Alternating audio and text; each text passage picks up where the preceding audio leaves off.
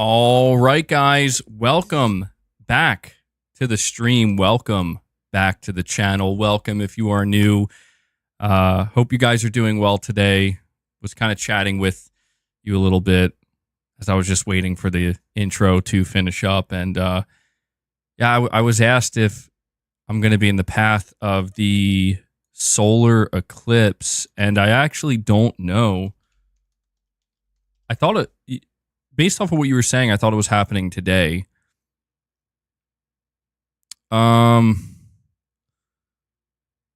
me see locations. I'm not sure. I think I might be. I don't know. How does this work exactly? I mean, I'm on the East Coast, so I feel like I might be. I guess I'll find out. It's so weird. I just looked it up. And the second most searched term is solar eclipse dangers. Yikes. You'll be working outside all day, Matt?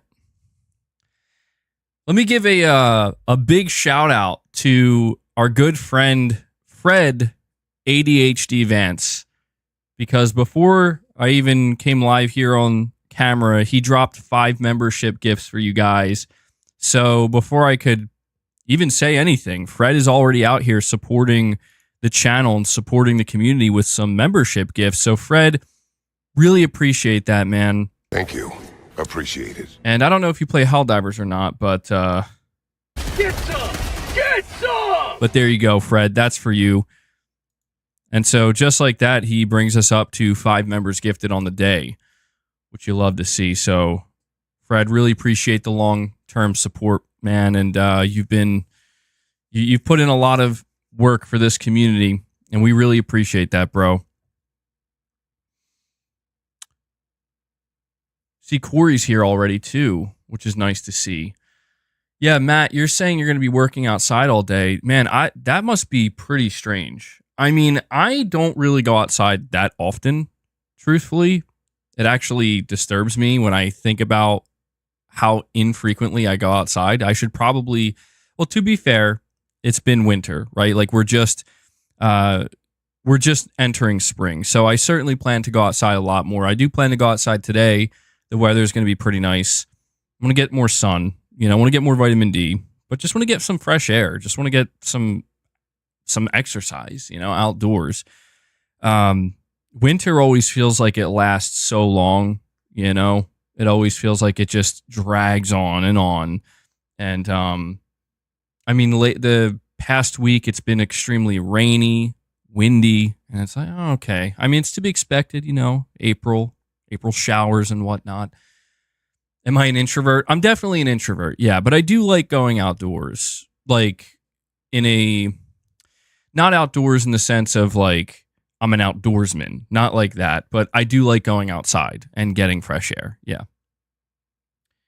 But yeah, this solar eclipse, it's going to be pretty interesting to see. I mean, I'm seeing people claiming that like the rapture is happening tomorrow, the second coming of Jesus, and and then there was that earthquake on the East Coast, and there's like never earthquakes on the East Coast, and I'm just like, okay, well, if the rapture's coming and, Jesus returns and it's the end of times, I'm cool with that. So be it. Bring it on. The timing makes sense. I'll be honest with you. Tsunamis. Yeah, tsunamis are terrifying.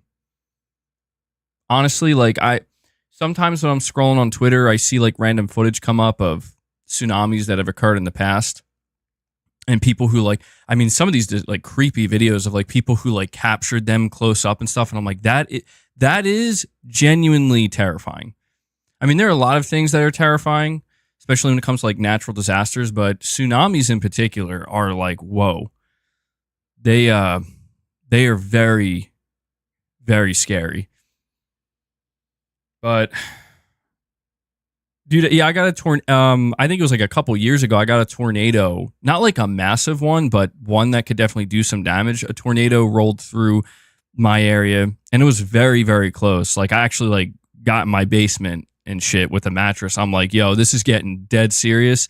And what was so weird about it is where I live, that's like not a thing. I mean, it's not that it's never a thing, but it's so ultra rare. And I remember I was like, damn, that is what a time that was. But yes, we'll see what the solar eclipse brings. I do have to let you know, I'm going to tell you what topics we're covering today. Boss is in here with us.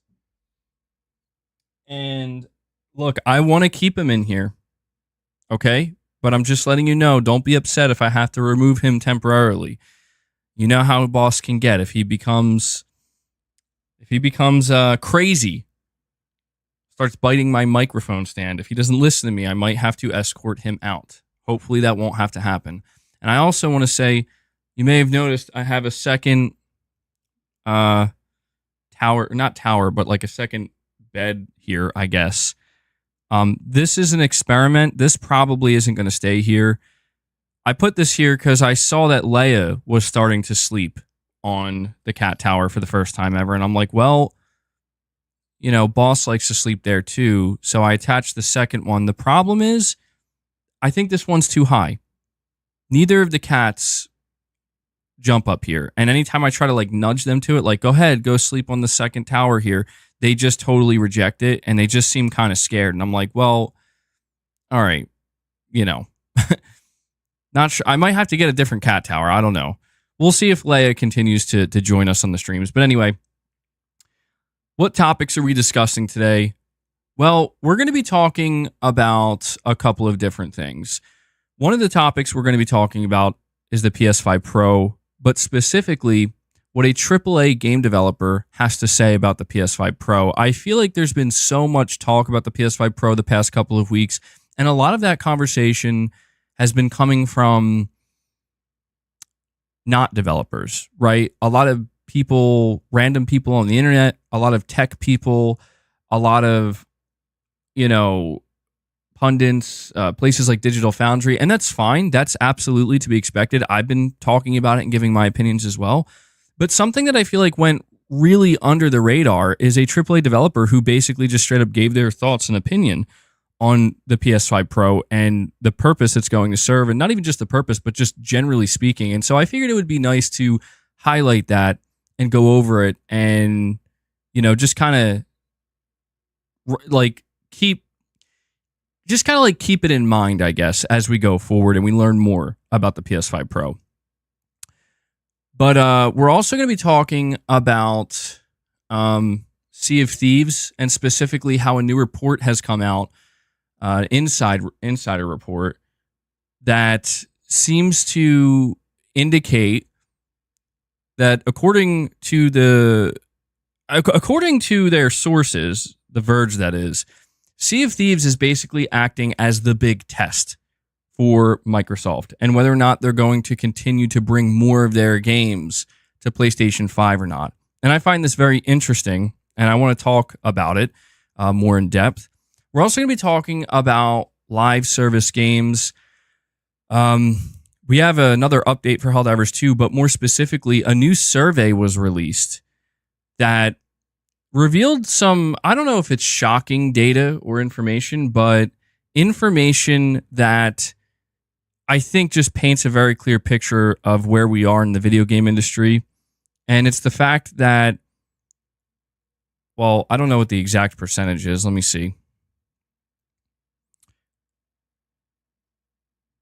I thought the headline read the percentage, but basically, when it comes to games that have been played, like the top 10 games that have been played across all platforms for the past like decade or 6 years, I think.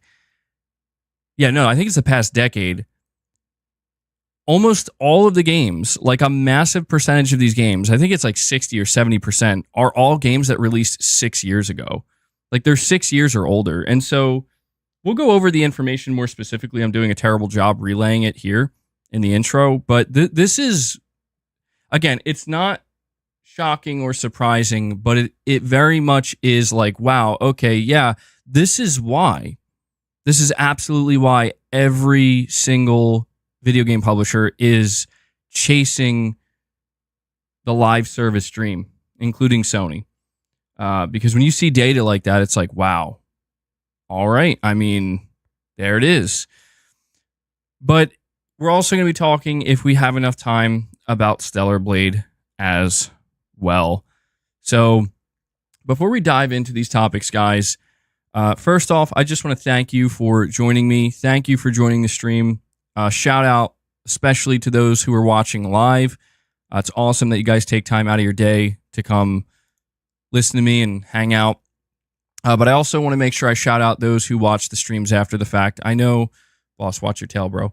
I know not everybody can catch the streams live. So for those of you who still, tune in when you can and show your support, thank you for that. I want to ask you guys to please hit that like button. It lets me know that you guys enjoy the streams, and it helps the content with the algorithm.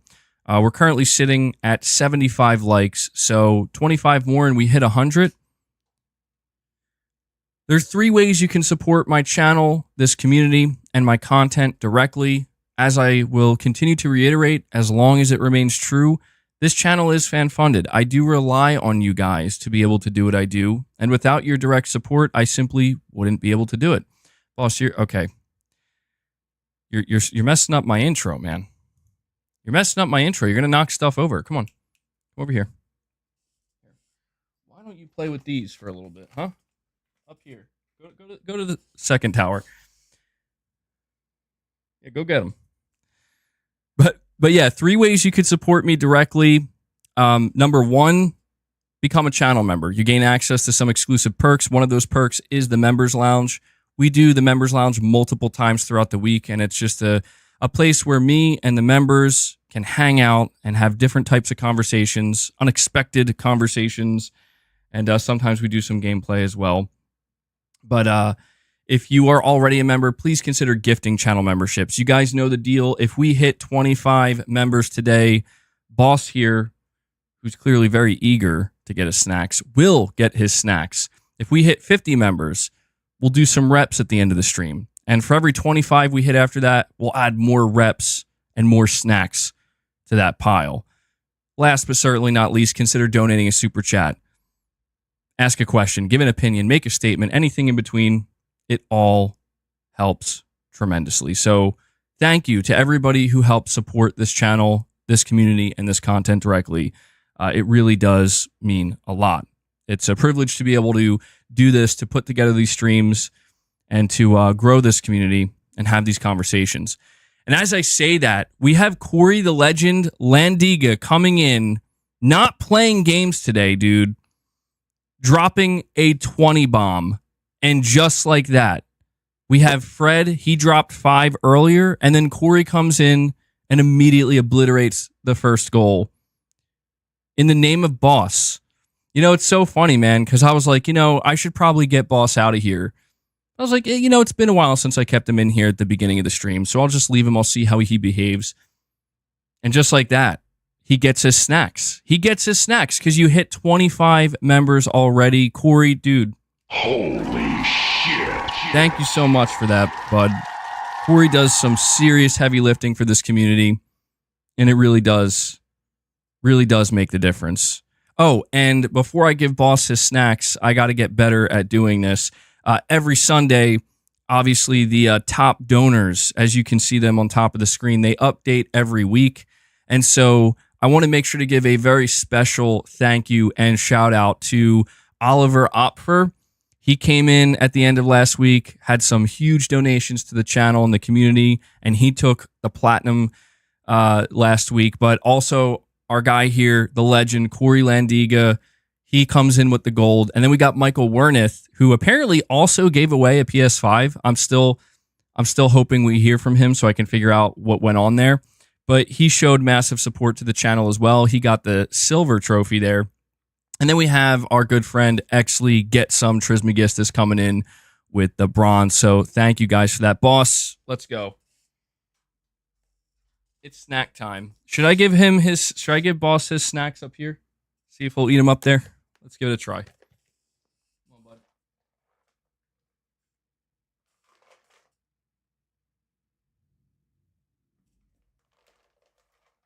Bro, there's no way.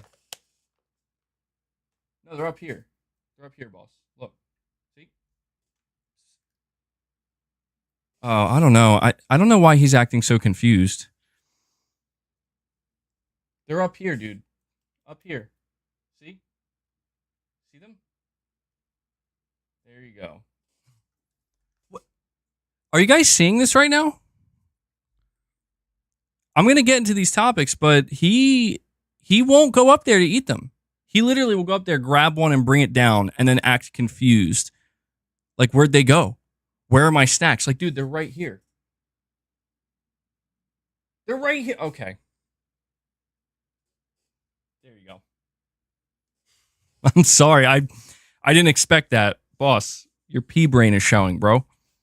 He's like, huh? Yeah, absolutely. All right. Thank you guys for entertaining that. Maybe it's not stable enough. Yeah, it's a little. I mean, it's on there firmly, but I just think the nature of how high it is a little bit more wobbly. That's probably it. I'll see. Maybe in the upcoming months, I'll see if I can find a new cat tower, one that both of my cats can relax on comfortably. But yeah, thank you, Corey, for dropping that 20 bomb. We're already at 25 members on the day. Boss already got his snacks before we could even get into any topics. Love to see it. Let me update this member goal, and we will dive into the first topic here. Thank you, guys, for remaining patient.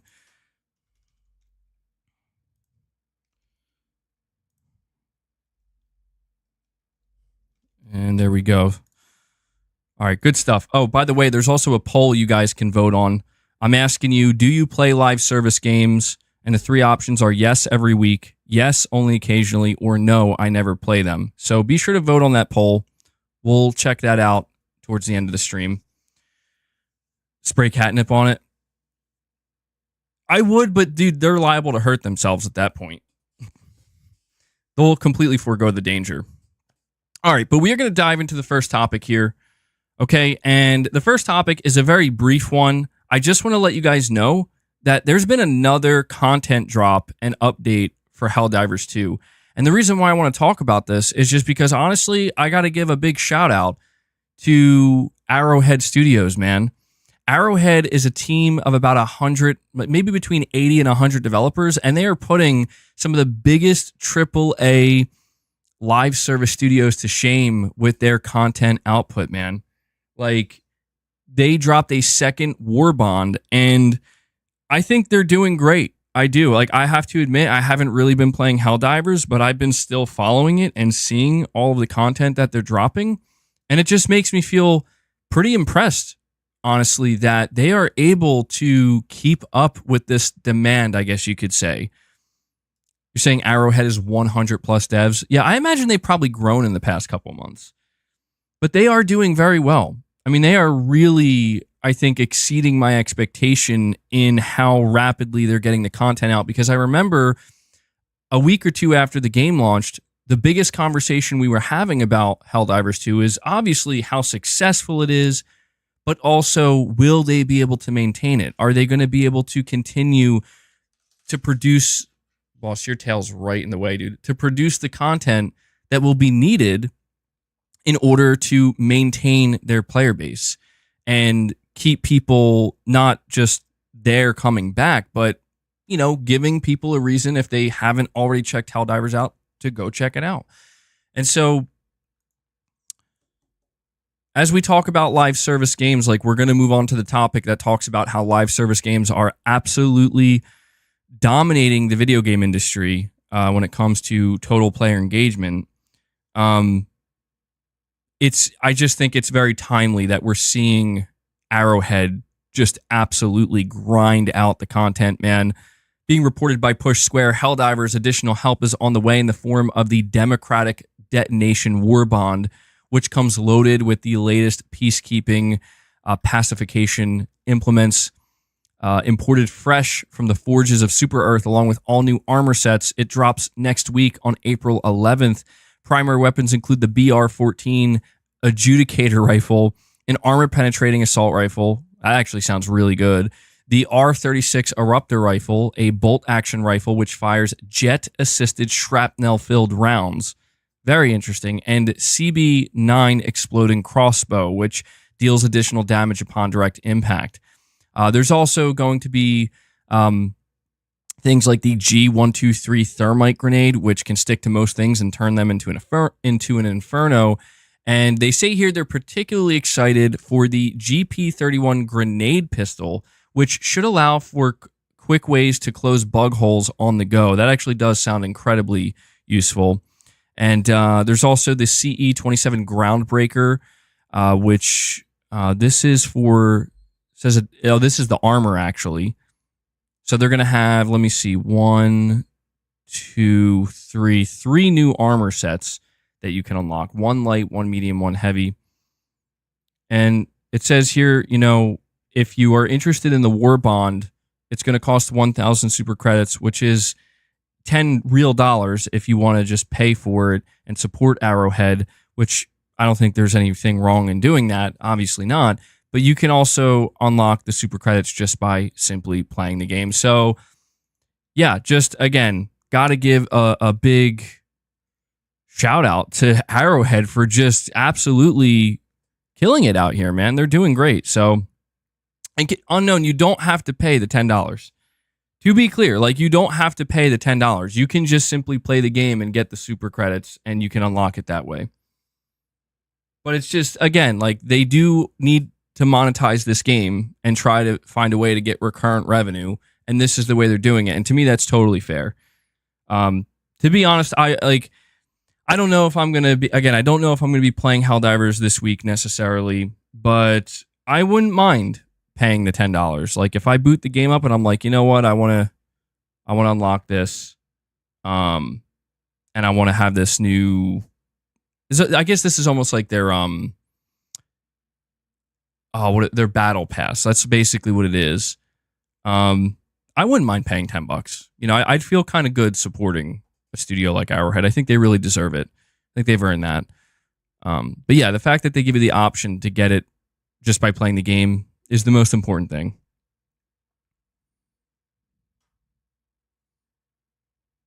You're saying about 1 hour gets you 15 to 25 super credits. You know what's weird, man, is, well, it's not weird, it's actually good, is when, I don't know if they adjusted that, if they changed it, but when I was playing the game, I was getting more super credits than I knew what to do with. You know? So, yeah, I guess let me know if you guys are still playing Helldivers or not. All right, come on, boss. I got to read the screen, bud. Come over here. Come on. Come play with your, I got to move on to the next topic. You're holding up the stream, boss. You're going to make people rage again, bro. Let's go. Let's move along. All right. So I want to read this article to you because it's very interesting to me. It's coming from WCCF Tech, and it says PC top 2023 games a decade old on average. PC drove growth in 2023. Console will drive growth for 2024 and onward. Market research and data tracking firm Newzoo has released their 2023 PC and console gaming report, and it provides an interesting snapshot of an industry in a bit of a transitional mode. The gaming industry saw out-of-control growth during the pandemic, which fizzled a bit in 2022, but 2023 saw a return to modest growth in the PC/console market, reaching $93.5 billion, up 2.3% year-on-year. The growth was largely driven by the PC market, which was up 3.9% year-on-year, while the console market was up 1.7% year-on-year. The PC market accounted for 43% of industry revenue, while consoles were 57%. Over the next 3 years, from 2024 to 2026, Newzoo predicts the industry will continue to grow modestly at a rate of around 2.7% a year, or $14 billion over the 3 years. According to Newzoo, most of this growth will come from the console side of things, as the install bases for the current gen consoles increase and Nintendo releases their anticipated Nintendo Switch follow-up. interestingly, one of the challenges the industry faces going forward is its own past successes. Basically, every new game that comes out has to compete with existing live service behemoths like Fortnite, Roblox, and Minecraft. This is particularly true on PC, where the average age of 2023's top 10 games in terms of monthly active users was a whopping 9.6 years. I'm going to repeat that. It says where the average age of 2023's top 10 games in terms of monthly active users, 9.6 years. That is insane. Like, that is very telling about this industry right now, about how it really is just a select group of live service games that planted their flags, whether it be 5 years ago, 7 years ago, 10 years ago. But when they planted those flags, it basically ensured that at least for the next decade, we're going to be the go-to source. We're going to be where gamers keep going to play. And it seems like that's not going to change anytime soon. The article continues by saying PlayStation and Xbox don't fare all that much better, with their top 10s being 7.4 and 7.2 years old on average. Seemingly, the only place people actually play new games is the Switch, which was two 2023 games, or has two 2023 games in its top 5. Zelda Tears of the Kingdom and Super Mario Bros. Wonder, and an average age of 3.9 years for its top 10. So I think this does make sense. I think it's, the article, the way it frames it, it makes it sound a little bit disingenuous. Seemingly the only place people actually play new games is the Switch. We know that's not true. We know plenty of people are playing new games on PS5, on Xbox, on PC. And it makes sense that Switch would be leading this category in the sense, in terms of average age, like the average age of games. So, like, for example, let me read to you this list. So, top 10 games by average monthly active users in 2023.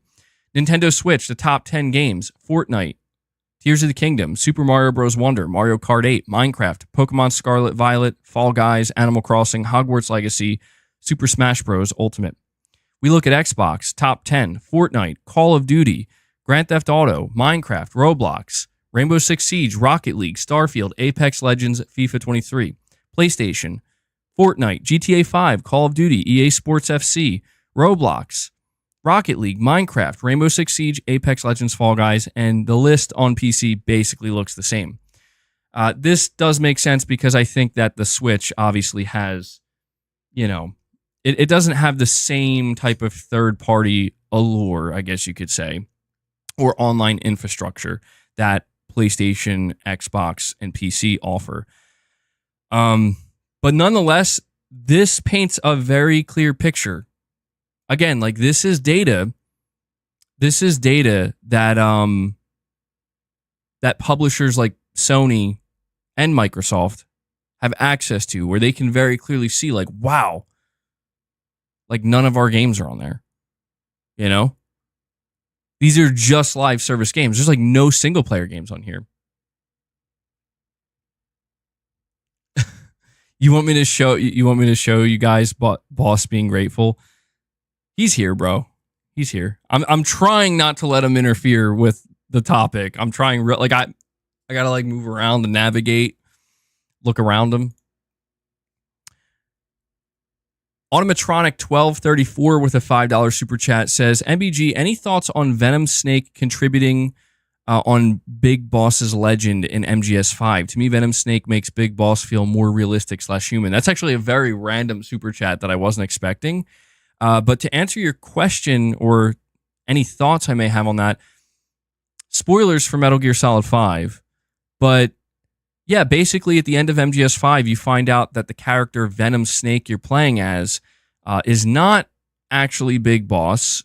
It is the paramedic that was in the helicopter that exploded that Big Boss was in at the end of Ground Zeroes. And essentially, you get to customize this character, and it's you. Like, Kojima's message was basically like, hey, it's you, the player. It's not actually Big Boss. It's a little bit, it's a little bit crazy and maybe confusing. And I don't know that it landed perfectly, but you're talking about how the character of Venom Snake contributes to the legend of Big Boss. I mean, I guess you could say it makes him more realistic and human, but to me, it more so, it does exactly that. Like, it makes Big Boss more of a legendary figure where you think during the course of MGS5, like, I'm playing as Big Boss and I'm doing all the things that contributes to Big Boss's legend. And you are, but it's not actually Big Boss. Big Boss is actually somewhere else out there doing his own thing. I think he was creating like Outer Heaven or Zanzibar. He was doing something. But yeah, I think in the end, it kind of did contribute somewhat to Big Boss's legend. A little bit random from the, deviates from the topic at hand, but I will say I had a suspicion with all of the trailers that released for MGS5 and everything we saw. I'm like, are we really playing as Big Boss though? Because there's something missing here. Boss is mean mugging. He is. He's in my face, bro. He's like, yo, I want more snacks. But Automatronic, thank you so much for the super chat, bud. I want to finish reading this article, though, to get back on topic here. The article concludes by saying, overall, games over 6 years old accounted for over 60% of playtime in 2023. Think about that. Overall, games over 6 years old accounted for 60%. So that's over half. That's over half of the overall playtime in 2023. Even in cases where new games were being played, a lot of time went to annualized franchises like Call of Duty and EA's various sports games. A mere 8% of playtime to entirely new, non-annualized games. That is genuinely depressing, people. I'm not trying to be doomer here, but that is an abysmal number. 8% of total playtime in 2023 went to entirely new, non-annualized games, with games like Hogwarts Legacy, Baldur's Gate 3, and Diablo 4 topping the list. So even in this case, they're sequels, right? Diablo 4, Baldur's Gate 3, they're not annualized, but they're still sequels. This is crazy. Like, this is important data to go over if you want to understand what's going on with AAA video game publishers in the video game industry in 2024. This data should paint a very clear picture. Again, not in a doomer way, just it's the reality of it, that you can now see why so many AAA video game developers are they're so quick to avoid new AAA single player IP, specifically single player. This right here is why. Because when they are looking at the data and they're looking at the charts and they're trying to figure out what should we invest our money into, our resources into, should we invest it into this new AAA single player intellectual property, or should we invest it into a new live service game? I'm not saying it's right or that I'm okay with it because of this data. I'm just simply here to say that games as a service and live service games are dominant to a degree in which I don't think most people actually realize, right? And when you see it in front of you like this, again, it's kind of like very sobering. Yeah, I agree, Jay Shako. It's not surprising. But again, I think it's one of these things where I think everybody generally has this feeling like, yeah, live service games are the most popular and the most played, of course. But then when you see the data where it's like, dude, only 8% of total playtime like goes towards other games that are not annualized and not live service, it's like, oh my God, dude. That is very, I don't know if it's concerning, but it makes me a little bit concerned about the future of single player games, of new IP. Fred, you're saying, MBG, the reason why certain games like Call of Duty and GTA stay in the highest rated playtime is due to people feeling like they have more invested over time with the online aspect versus the single player. That's very true. Yeah. That's very true. And you know what's interesting about Call of Duty in particular, though? GTA, I think, makes more sense there because GTA, things that you purchased in the game 6 years ago are still there and available to use and relevant. I don't know how relevant, but they're there. So whereas with Call of Duty, to me, is the most fascinating one, where Call of Duty refreshes every year, except for Modern Warfare 3. That, in fact, what happened in 2023 with Modern Warfare 3 was the first time we saw them do something like that. But the fact that Call of Duty kind of proves that you can same thing with sports games, but knowing that Call of Duty is not a sports game, they refresh it every year, where it's like we're wiping the slate clean. We still expect you to give us the same amount of money, not just for the purchase of the game, but for microtransactions. Basically, like, get invested for a year and then reinvest into something new the next year. Very interesting. Like, it's just very fascinating to look at this data to kind of see, like, what people are okay with, and not necessarily what they're not okay with, but just more, I guess you could say, what they gravitate towards, right? It's becoming clearer and clearer each year. We have Exley Get Some Trismegistus coming in. He's keeping the membership train rolling today. He drops 5 more memberships for you guys. Let's get some W's flowing in the chat for our good friend Exley. He just brought us up to 30 members. Thank you. So Exley, Get some! there we go. Get some! I hope I didn't actually... Did I accidentally trigger a... No, I did not. Exley, that's for you, bro. Thank you for dropping 5 more membership gifts. Let me... Geez, boss, you really gotta take up the space here, don't you? Let me add that to the counter. So we're sitting at 30 members, primed for another 20 bomb. Somebody decides they want to drop a 20 bomb, they get us to 50, just like that. We have Gaming Survivor making his presence known here. Member for 11 months, Gaming Survivor. Appreciate that, bro. I just need to get boss out of the way here so I can read what you're saying. Gaming Survivor, you're saying live service games never end. They are always available. Single-player games take so long to release, and you may not have time to play them anymore. Oh, I agree. I agree, right? The logic is there. And I guess this is a good time for me to make it known that, like, I understand why exactly the data looks the way it does, right? It all adds up and it all makes sense. Oh, hold on. Can you guys see this? Hold on.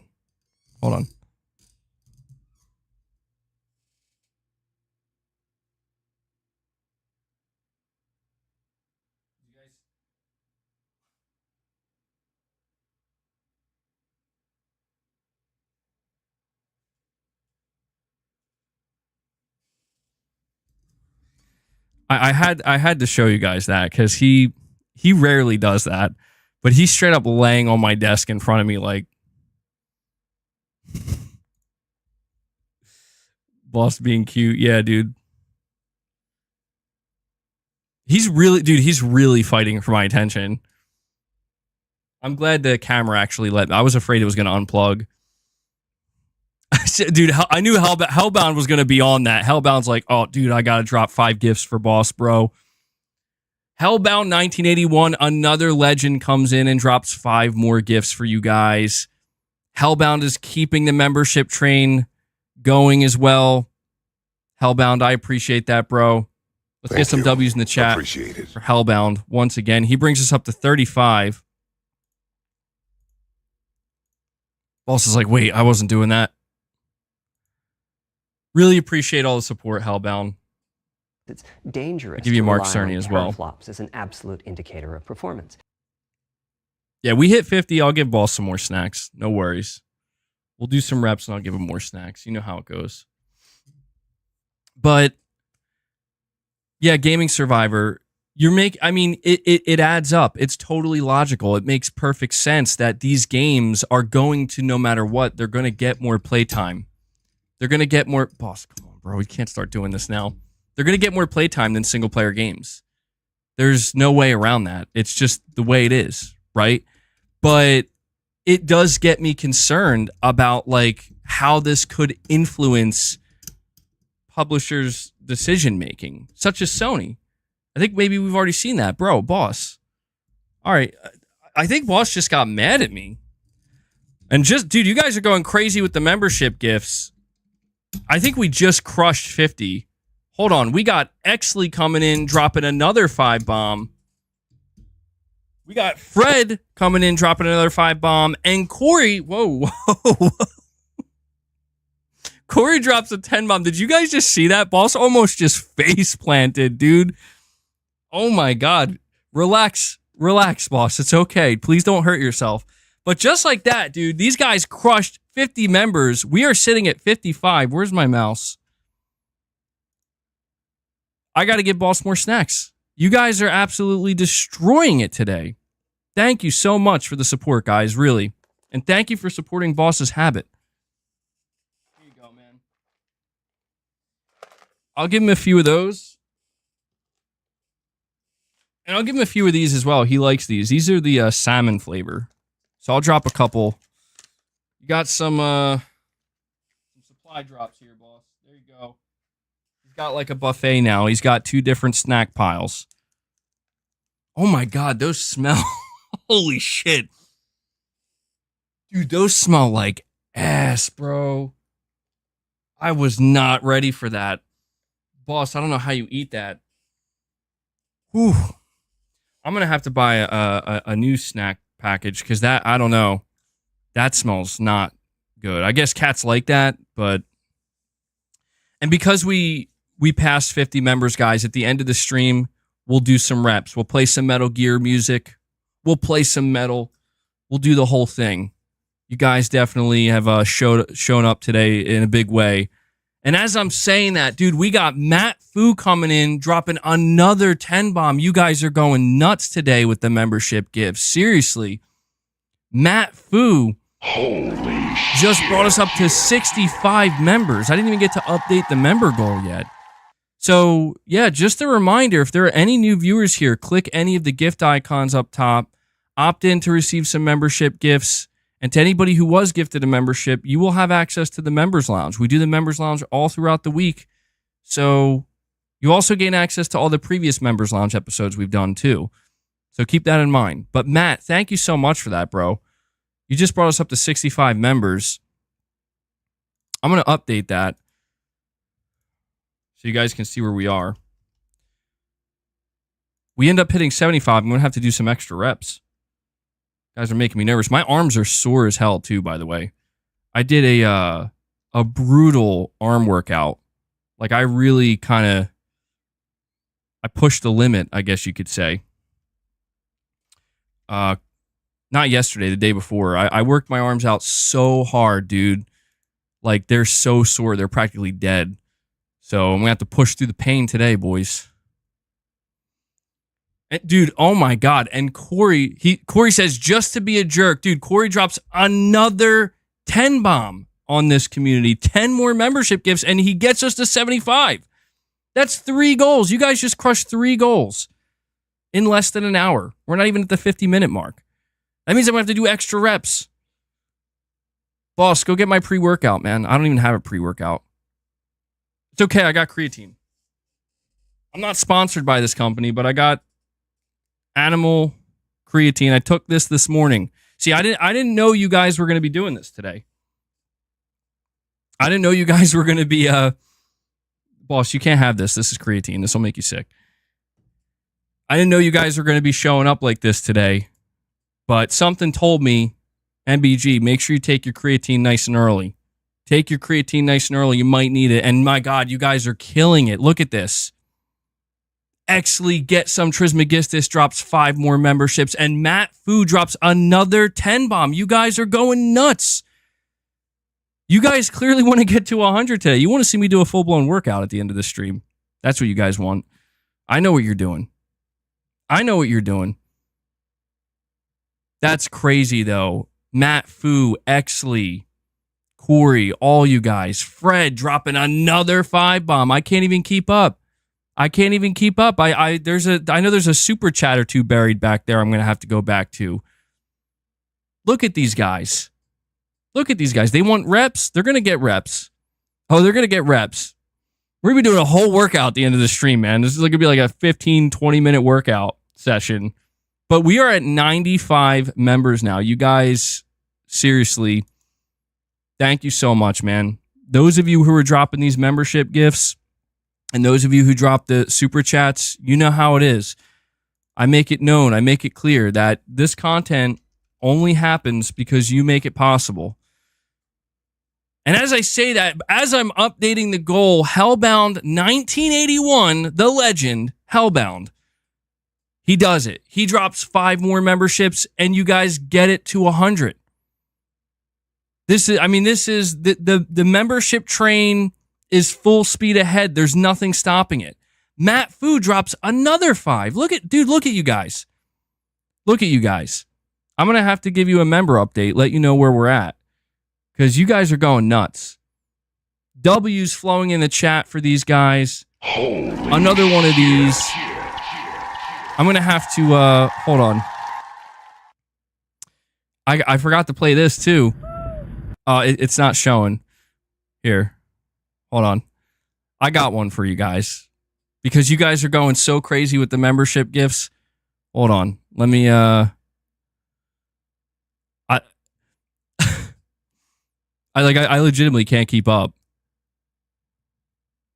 Here.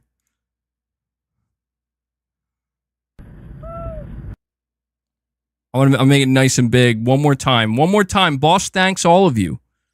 Boss thanks all of you for your support. Boss is very happy. Do you guys like it bigger like that on screen? I don't know. But there you go, dude. Absolutely destroying it right now. And Exley drops 5 more. Guys, we're at 110 members. Exley just dropped 5 more for you guys. The MBG army is growing. You guys are growing this army. 5-hour stream. 2 hours of it dedicated to boss and working out. Yeah, let me update this for you so you can see where we're at. Because, man, you guys really came out in force today. You were not playing around. Look at that. Not even an hour into the stream. And we're sitting at 110 members. Thank you so much for everything you do. For everything you do for this channel, for my family, for the community. It means a lot, man. I see I got a super chat. Boss, can you move over so I can read the super chats, bud? I know you love the attention. Come on. You still got some more snacks over there, bud. And, dude, Corey Landiga dropping another 5-bomb. You guys are not stopping today. You guys are not stopping. I can't believe it. Corey, dude, thank you so much for keeping it going, bro. Boss is a super citizen. He needs a supply drop for democracy. Well, he's getting them, dude. He's getting those supply drops. Yeah, you guys are incredible. Seriously, I'm sorry to just keep going on, but it never ceases to amaze me, truthfully, just how incredible this community is, how giving you guys are to me as as MBG, the content creator, but also this community. It's amazing to see. Thank you. Thank you so much. I'm going to add that to the counter. I'm going to read these super chats. We will continue these topics. I know that there are people who are coming in eager to hear the topics, and it can be, it can be tough for them sometimes, I know. But thank you for being patient. Thank you for bearing with us. Go ahead, boss. Go ahead. Go do your thing.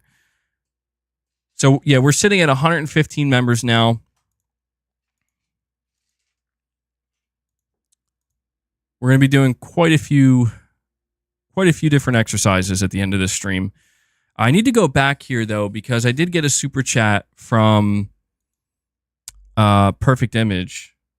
And he says, hey, MBG, Unreal Engine's new software could change the game, but we would see Marvel 1943 will keep 60 FPS or more.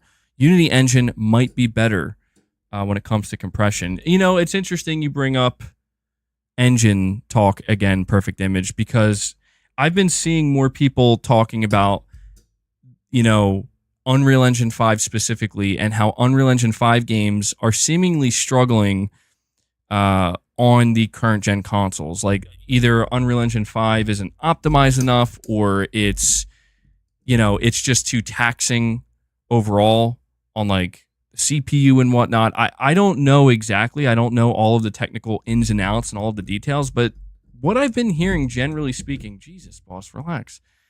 What I've been hearing, generally speaking, and I'm not entirely sure if it's true or not, is that Unreal Engine 5 essentially is just, it's just going to take too much out of the consoles to where expecting higher resolutions and very like graphically good looking games running at 60 FPS is likely not going to happen. And the only way it can happen is if big cuts are made elsewhere, usually with the overall visual fidelity. Now, when it comes to Unity, I'm even more unfamiliar with Unity. I don't know is Unity even still like a relevant engine? I mean, I'm assuming developers still use Unity and there's still like plenty of games running on Unity, but I mean, is it like, is Unity considered like a, I don't know, like a cutting edge AAA game engine? I'm actually not sure. Titus, you're saying Unreal Engine 5.4 has become 50% less demanding. That's what I hear. Can't confirm. Yeah, well, that's kind of what surprised me too, is talking about Marvel 1943. I think that was showing off like Unreal Engine 5.2, if I'm not mistaken. Really? Okay, I'm out of touch here with Unity. You guys are saying yes, Unity is huge. A ton use Unity. Unity is the second most used engine. I see A2 saying that indies use Unity more. That's kind of what I thought. Like, yeah, I feel like I have always known that Unity is a popular engine choice and it's used quite a bit, but I always got the feeling that it was more like an indie game engine and not really something that bigger AAA studios use. Unreal has always kind of come off to me as like the engine that's trying to appeal to like the bigger AAA studios and game devs. But thinking about Marvel 1943, I really do wonder if, Unreal Engine 5.2, how much more efficient will it be compared to just Unreal Engine 5.0, I guess, right? Or what we've been seeing so far.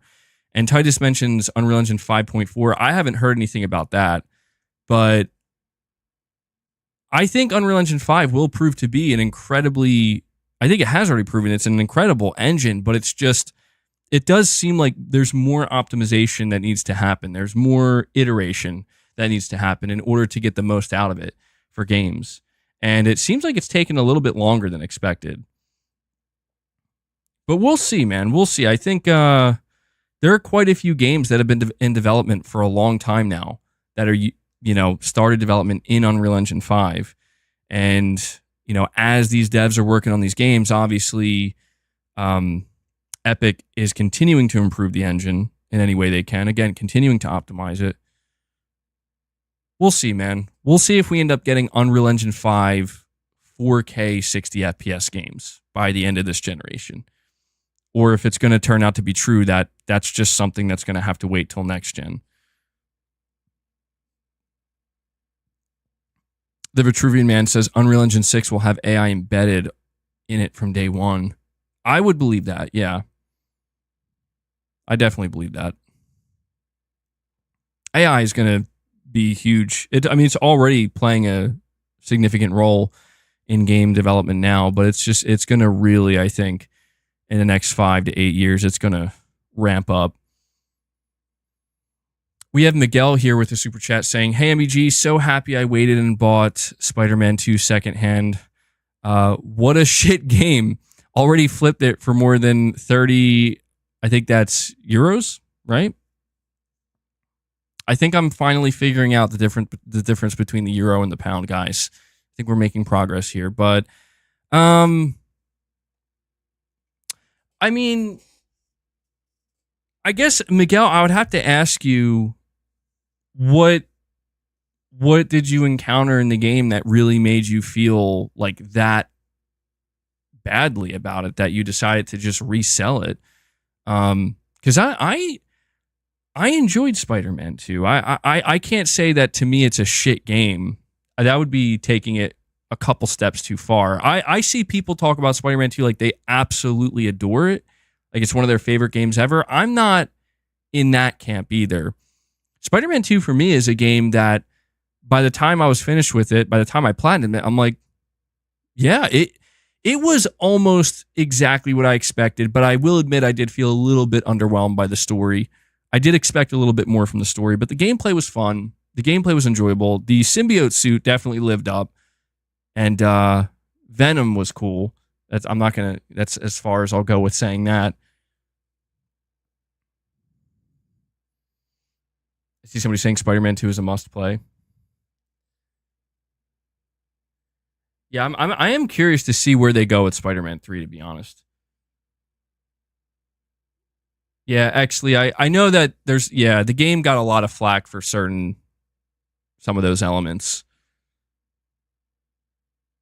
You know what I'm curious about, actually, is seeing, because, yeah, if you look on the internet, right? Like, if you look at internet conversations, there's a lot of those conversations that are, like, pointing certain things out. You know, where it's like, oh, yeah, you know, they're doing this, they're doing that. This is who Insomniac's working with. I'm just curious to see in future games like Wolverine and Spider-Man 3, if that stuff is just still like, yeah, we're still doing that. Or if it's going to be like, they're going to slowly back up from it a little bit based off of some of the conversations that have occurred. We'll see. And yeah, Venom's coming out too. I will say, I'm excited for the Venom game. I'm still excited for Wolverine. I'm sorry. I no matter, like, I'm going to reserve my judgment for Wolverine. I have to. I have to be honest with myself in that I remember when Wolverine was announced, I remember the level of excitement I felt. And Wolverine is one of my favorite characters ever. And so I'm going to reserve judgment for when I see it. I will judge it when I see it for myself, not counting the leaks, because the game is still years out. I want to see when Insomniac is ready to show me Wolverine, I will be there. I will be there for sure. But I will say, a standalone Venom game. We know that Insomniac is working on a standalone Venom game. I'm very interested in that. Again, I don't want to spoil anything for Spider-Man 2, but let me just say that my interest in a standalone Venom game is peaked, gameplay-wise. Really wonder what they would do story-wise as well. Do I plan on playing Hellblade 2 on my PC? Not at launch, no. I'm going to wait a while for Hellblade 2. I am going to play Hellblade 2 at some point. I'm just going to hang tight and see if Microsoft brings it to PlayStation. If some time goes by and it's clear that there's no word on a PlayStation 5 version, then I'll play it on PC. Yeah. Because I do want to play it. Well, actually, you know what? I think my PC could run it at 60 FPS. Maybe I should just play it on PC. I'm assuming if it came to PS5, though, it would have a platinum. And I would like to earn the platinum. I'll think about it. PS5 Pro version? that would be great. I don't know if it's going to happen. Man, that would be funny as hell.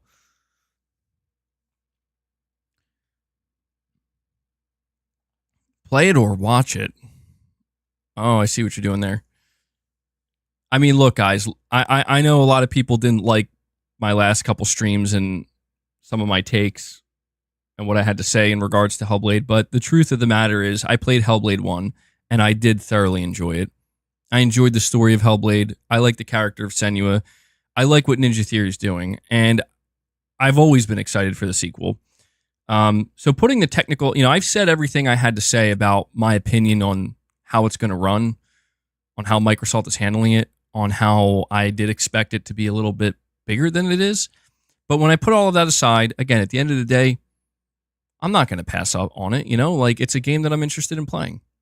And I'm not going to hold myself back from giving it a fair shot and hopefully enjoying it. I just don't know if it's going to be immediately at launch. How am I with Rise? How far am I in Rise of the Ronin? Yeah, let me just say this. We're on a bit of a side quest here, as you can tell, but I'm still playing Rise of the Ronin every day. I think I'm about 45 hours into it. And I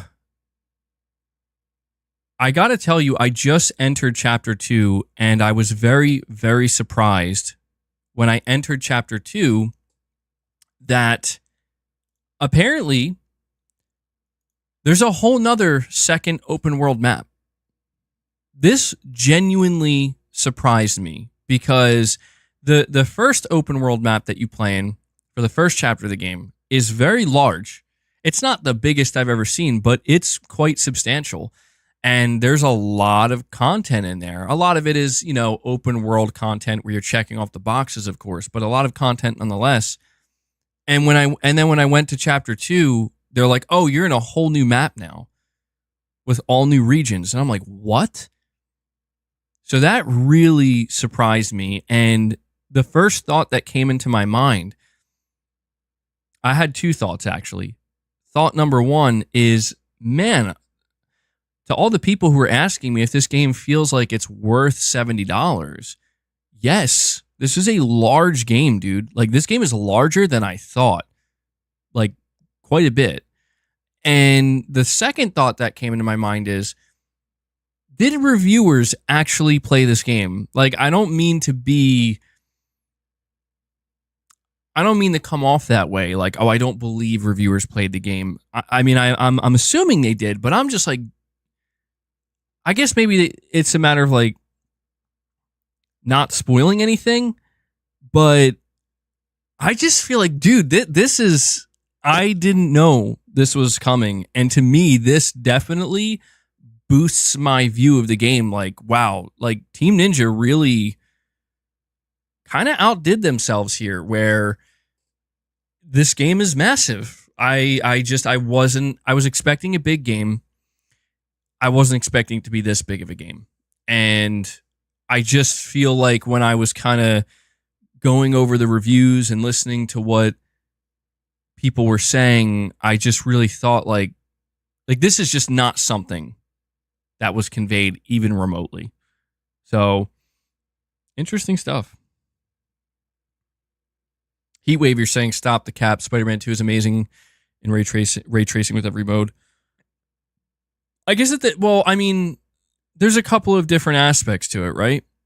If you're going to talk about Spider-Man 2, like, how do you feel about the story versus how do you feel about the gameplay versus how do you feel about it on a technical level versus how do you feel about it from a, you know, from like a side mission, side quest, open world. You know what I mean? You can really talk about it from any angle. I mean, from the technical perspective, yeah, Insomniac with Spider-Man 2 does what they're just doing what they do.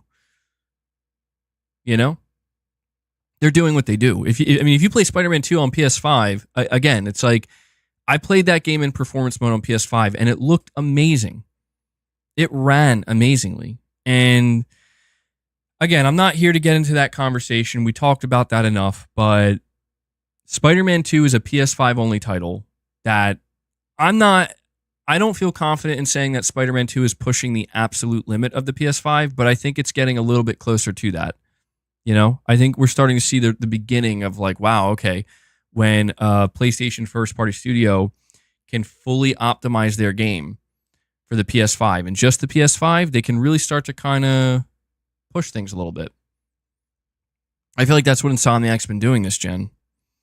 And Goat Gaming, I'm sorry, buddy. Oh, hold on. Is he going to do it? Is he going to do it? Boss, you going to go up there, bro? No, I guess not. I guess he was just checking to make sure there weren't any other rogue snacks up there. But Goat Gaming, I'm sorry, I almost missed your $2 super chat. You're saying, we love you so much, MBG. Well, Goat Gaming, I love you guys too. Thank you so much for showing such love. I really do appreciate it, man. I'm truly blessed to have such an incredible community. All right, so let's get back on track here. We went on a big side quest there filled with membership gifts and super chats and different conversations. But we're going to circle back. I want to give my conclusive thoughts for the first topic, and then we're going to move on to the second main topic of the show, talking about live service games. I'm not super worried about it. I think this data, while it's not surprising or shocking, it is very revealing, and it really puts things in perspective where it makes you realize just how hooked people actually are on live service games. And it reveals how difficult it is for any video game publisher, no matter how big or how small, when they choose to make a single player game, they have to do so knowing they are fighting for the attention from people who are hooked on these games. And especially if we think about Sony and the fact that Sony's making live service games, Sony also has to consider that they're competing with these, games that are years old, that, as we mentioned earlier, people have a lot of time, a lot of money invested into them, and it's going to be hard to kind of pry them away from it. And I think, to kind of bring this into a more positive light, I think it makes the success of Helldivers 2 all the more impressive, where when you look at these statistics, you look at this data, and you realize that these are the games that a game like Helldivers 2 had to come out and compete with directly. I think most people would have told you there's no Helldivers 2 has no chance competing with these games. And yet, here it is. And so, it's great to see. Show the data. Boss, excuse me, I need to look at the data. Excuse me. Let me see if I can bring it up on screen. No, I'm not going to be able to. I have the article here, but my recommendation is go to wccftech.com or just search it. Just search 2023 top played games, and you'll probably see multiple articles about this. But yeah, in conclusion, live service games are here to stay. That's what most people play. Even now, even to this day, people are still going back to these games that are in some cases a decade old. They're still investing so much time and so much money into it. So with that being said, I think it's safe to say that every major video game publisher in this industry is going to continue to chase live service games until they eventually find one or a few that succeed. And Sony is part of that. And so, yeah, we'll see what that means for the future of new single-player IP. We will see. We have Heatwave, PS5, member for 8 months. Thank you for that, Heatwave. You're saying here, MBG, Sony needs to deliver this year a 30th anniversary PlayStation showcase and with PS3 download. You're saying where PS3 downloaded? I'm assuming where we can download PS3 games. Well, to answer or to react, I guess, to the second part of what you're saying, I don't think that's coming yet. Listen, I do think Sony eventually, keyword being eventually, is going to offer a solution for PS3 games beyond streaming. I do. I just don't think it's happening this generation. I think the soonest we could expect that is with the PlayStation 6 generation, but I wouldn't be surprised if it takes even longer than that. Sony will have to do something. I mean, I guess technically they don't have to do anything, but they can only rely on these PS3 server blades for so long until they're gonna have to do something. They just will. I mean, the worst case scenario is Sony just says we're not doing anything. That would be wild. I can't imagine they would just completely walk away from an entire console generation's worth of games and say, sorry, we can't do anything. But when it comes to Sony needing to deliver a 30th anniversary PlayStation showcase, I agree. For those who don't know, the 30th anniversary of PlayStation is going to occur this December. Is Sony going to do a showcase in December? I don't think so. No. Could Sony do a 30th anniversary showcase before December? Yeah, they could. Could they choose to do it in 2025, a little bit late to it? I guess it would be a little bit strange to do it that way. But I guess what I'm trying to say is this is a big year for PlayStation. 30 years is massive. I'm 30, right? So PlayStation's been around for as long as I've been alive, basically. And it's interesting because it's like, to me, that's just interesting to think. I think Sony should go big for the 30th anniversary. I would be very distraught and disappointed if Sony allowed their 30th anniversary to go by and they just did like, well, all right, I want to keep my expectations in check here. I want to make it clear Sony could just treat it very nonchalantly with like a blog post. Thank you for 30 incredible years, celebrating PlayStation 30th anniversary with a week of events. And when I say events, I'm talking like gaming events and stuff, and like, I don't know, giveaways, and maybe they'll announce, and this would still be cool, like a PS1 themed DualSense, or maybe a PS1 themed DualSense with PS1 themed PlayStation 5 plates. That would be great, but I guess I'm just saying I'm trying to keep my expectations realistic in that Sony might not make that big of a deal about it. I think that would be disappointing. I think they should make a big deal about it because it's 30 years, dude. That's an incredible milestone for your brand, for this console, for the community. And I think Sony should just try to go all out, man, because I mean, after this, you know, the next time you could really justify going all out is the 35th anniversary. But again, still, it's 30th. You got to go big, Sony. I hope they do. But I'm just prepared for them to keep it pretty chill. Actually, you're saying they need to do something epic. If they don't, it will show how lame they've become. They do need to do something epic. I don't know that it would be like a showcase, but they need to do something. Somebody there right now at Sony, their job should be to think about how we're going to celebrate 30 years of PlayStation. That should be their only job. And this person should be very familiar with PlayStation. Very in touch with the community. They should hire us. We'll figure it out. We'll think of how we're going to handle it. We'll give Sony some ideas. Do I think PlayStation will make it to 50 years? Yeah, I do. I don't think... I mean, honestly, not to be dark about it, we got to figure out if humanity can make it another 20 years first. But assuming humanity makes it another 20 years, I think PlayStation will certainly be a part of that, yeah. Sorry to get so dark.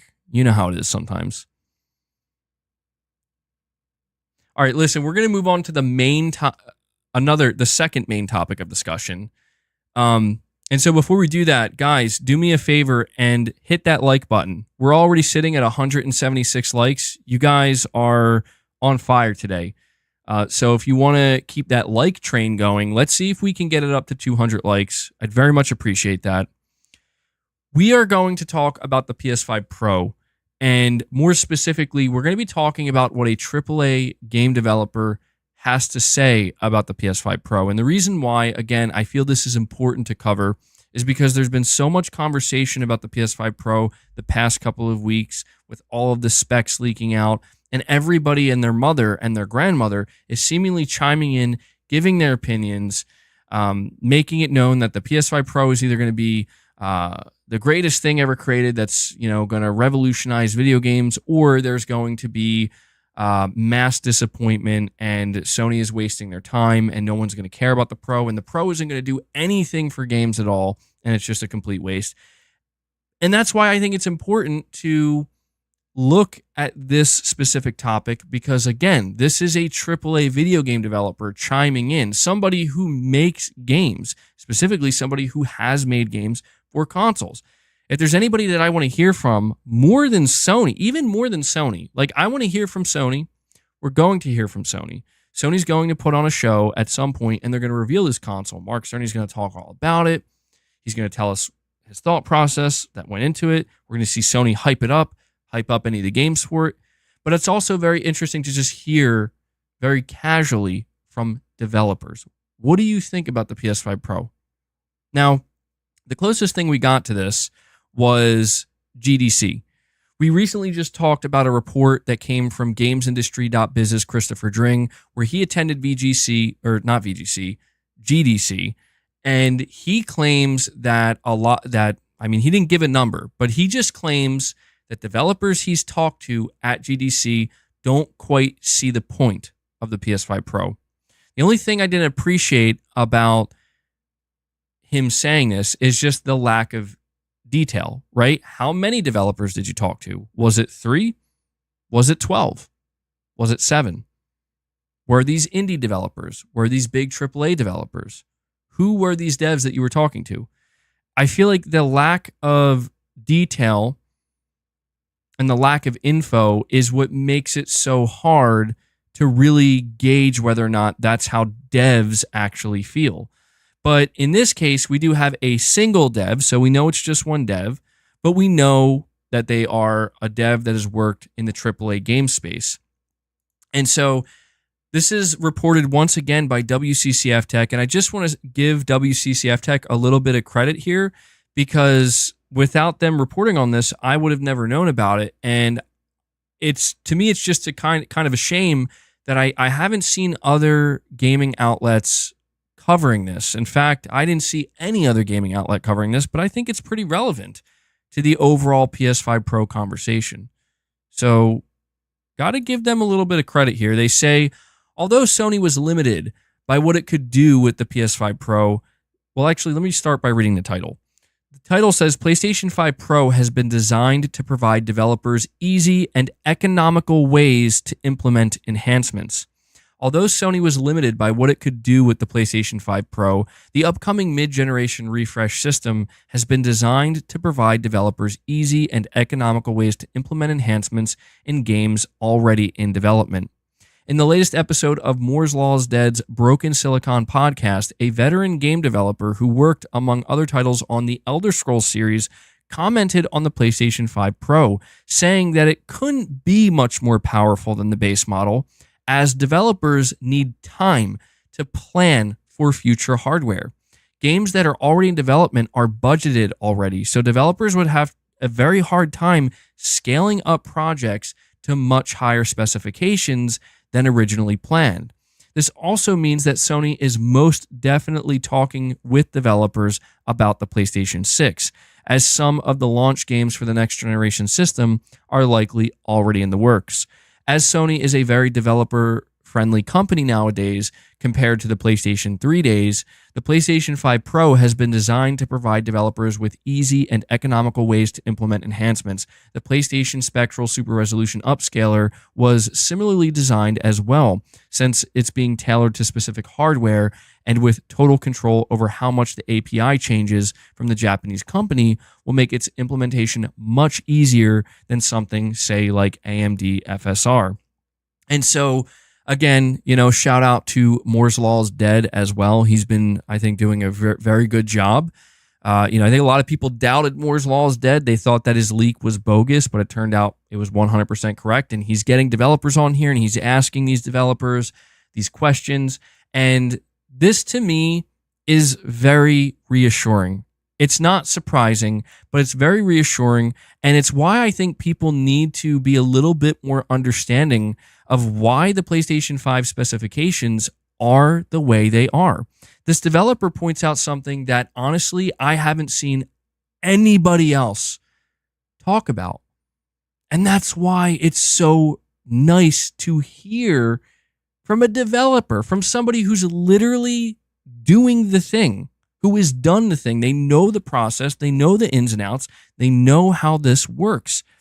And it's not surprising that once we hear from that developer, we also hear an opinion that we haven't heard from anybody else. At least I haven't. I haven't read any comments. I don't think Digital Foundry talked about this.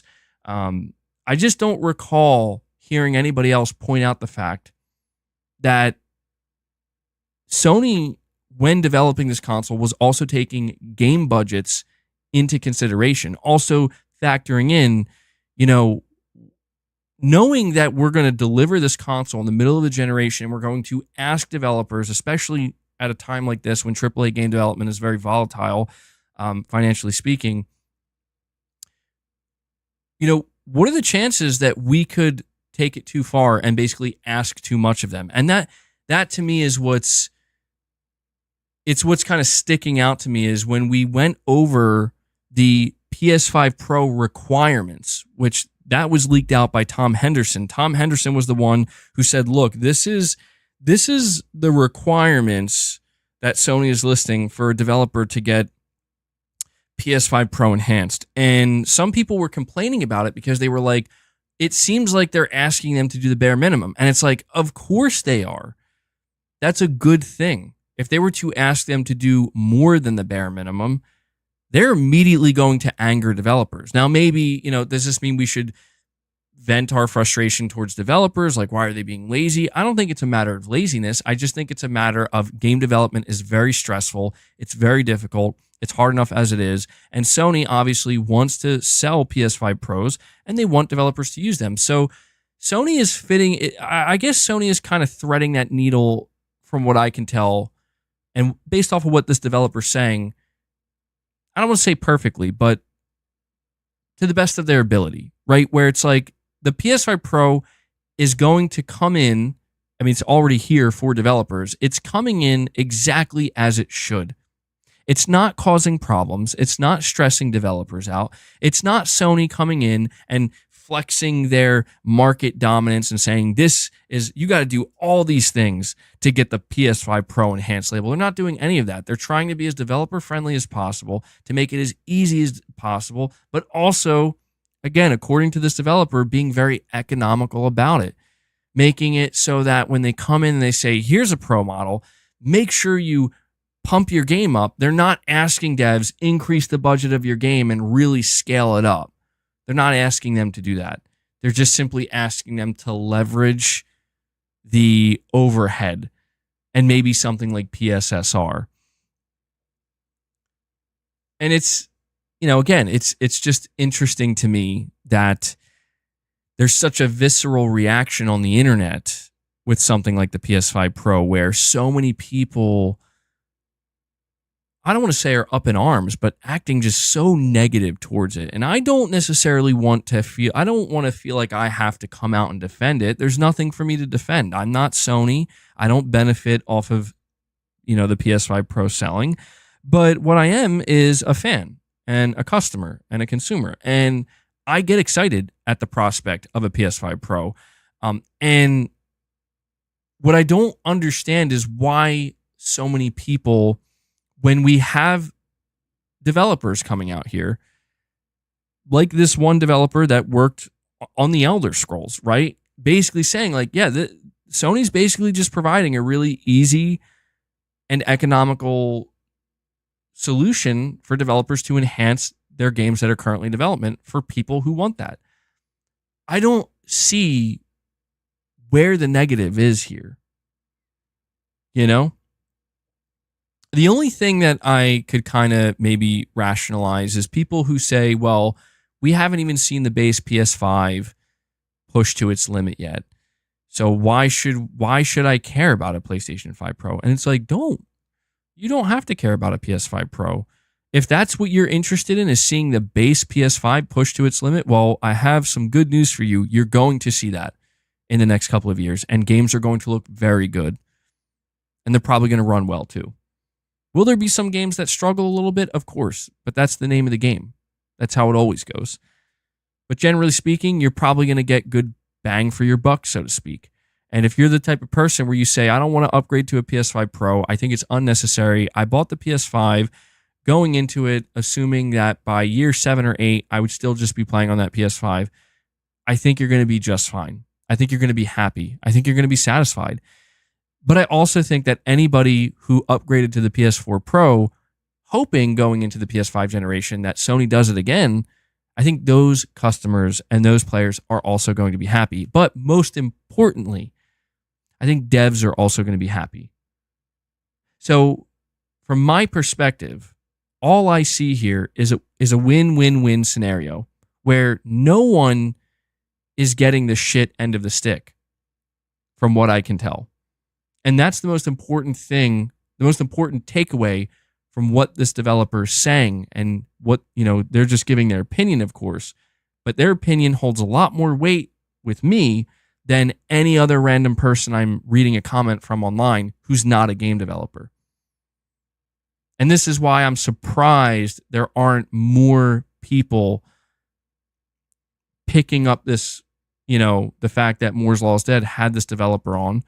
Maybe, it was a podcast. I think it's a couple hours long, so I guess maybe it just kind of gets lost in there with everything else going on. But this was definitely something that I felt was important to highlight because, again, we've talked about all the leaks. We've talked about the rumors.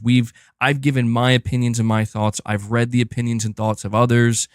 We've had a lot of discourse about, all the speculation. But now we have an actual AAA developer coming out and straight up telling you this is kind of good.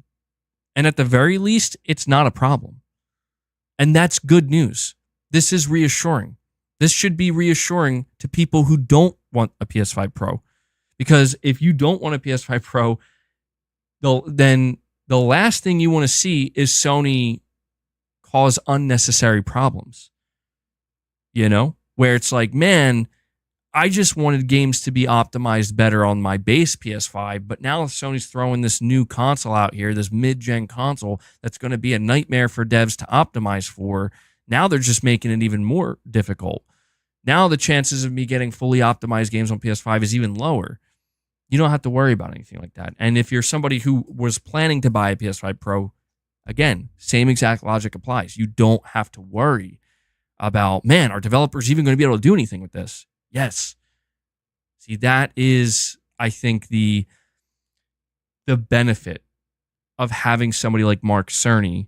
Not because I know a lot of people, we make jokes about Mark Cerny, and I think a lot of people make him sound like some kind of like, people, you can never really tell like whether people are being serious about what they're saying about Mark Cerny or if it's more in jest. But the truth is, this is the real benefit of Sony having somebody like Mark Cerny on their side working for their company, and having somebody with this level of expertise able to lead the charge with their hardware efforts.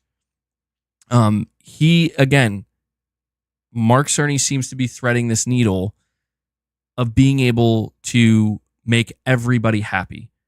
You're going to be able to keep base PS5 players happy.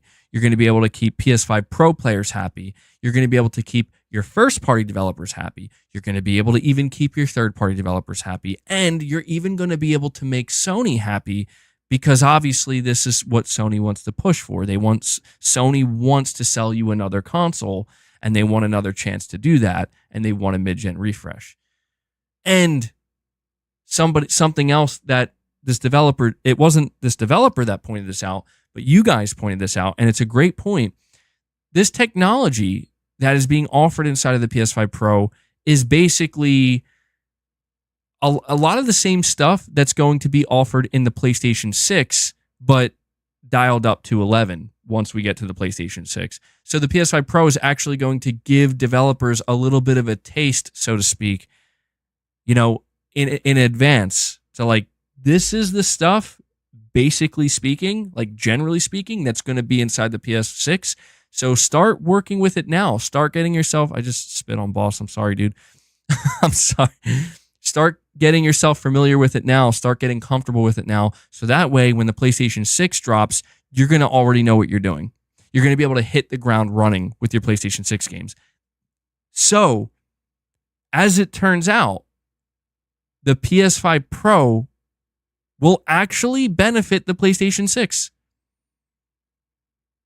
So the win that I'm describing here extends even further than I think, again, most people realize. And that's not me trying to fanboy for the PS5 Pro. I'm excited for it. I'm going to buy it, yes. But that is what's going on here. This technology that Sony is putting into the PS5 Pro is something, and this was made clear with these leaked documents, that they plan to grow and flesh out for many years to come. So it's very interesting, man. It's very, very interesting to see the approach that Mark Cerny is taking here. Because the one thing I will tell you is this is very different compared to the PS5. The technology that Sony announced with the PS5, with the road to PS5, you guys all remember the hour-long conversation with Mark Cerny. There wasn't necessarily tech. Maybe something like Kraken compression, maybe like 3D audio and stuff like that. But there wasn't necessarily anything. There wasn't things like AI. There wasn't things like, an upscaler, like a bespoke upscaler. These things were not there at the launch of the PS5. They're going to be here at the launch of the PS5 Pro. And the main difference is these are things, again, that Sony wants to carry forward, like beyond each console, like beyond the PS5 generation. I mean, of course, when we look at the standard PS5, are there things that Sony wants to carry beyond the PS5 generation into the PS6? Yeah, like SSD speed, of course. But that's kind of a given, right? And that's to be expected. Better GPU, better CPU, better hardware. This is more of like a software level type situation that is going to be very fascinating to see how it unfolds, because it's also worth mentioning Microsoft has their own stuff that they're working on, presumably. At least they should be. And we're likely going to learn about that with the next Xbox console. And we're going to kind of see Sony and Microsoft, assuming Microsoft takes it seriously, which it seems like they will. At least I hope they will. This is kind of where the battle, I guess, the competition, so to speak, is going to really start heating up. It's not necessarily, again, it's not going to be about the teraflops. It's not going to be about the SSD speeds. It's going to be very different. So I don't know if Sony's trying to get ahead of the curve here or what. But we have TO Music and Meditation with the $2 super chat saying they need a PS5 Pro for Death Stranding 2. Yeah, I do anticipate that Death Stranding 2 is going to be fully optimized for the PS5 Pro. And as I've said previously, I'm very curious to see. I mean, well, think about it. Like, this will be the first time we see the Decima engine. Oh, you know what? Now that I'm thinking about it, dude, yeah, I think Death Stranding 2 could be a major showcase for the PS5 Pro. Because if you remember, what was the big game that Sony showcased when they announced the PS4 Pro? Do you guys remember? I remember. Horizon Zero Dawn. The first iteration of the Decima engine. Right? I think that was the first iteration of it. Am I wrong about that? What was Killzone Shadowfall? Was that developed on the Decima engine? I don't think so, right?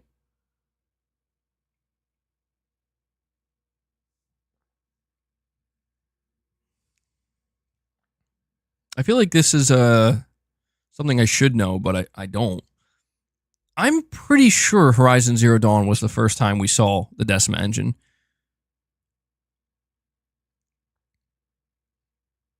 Well, as you're saying, that's Horizon Zero Dawn is why you bought the Pro. Well, I guess the point that I'm trying to make here. No, it was NAC 3. Okay, I almost believe that. I almost believe that. Let me just look it up real quick. First Decima. It was Killzone Shadowfall. Holy shit. That's actually very surprising to me.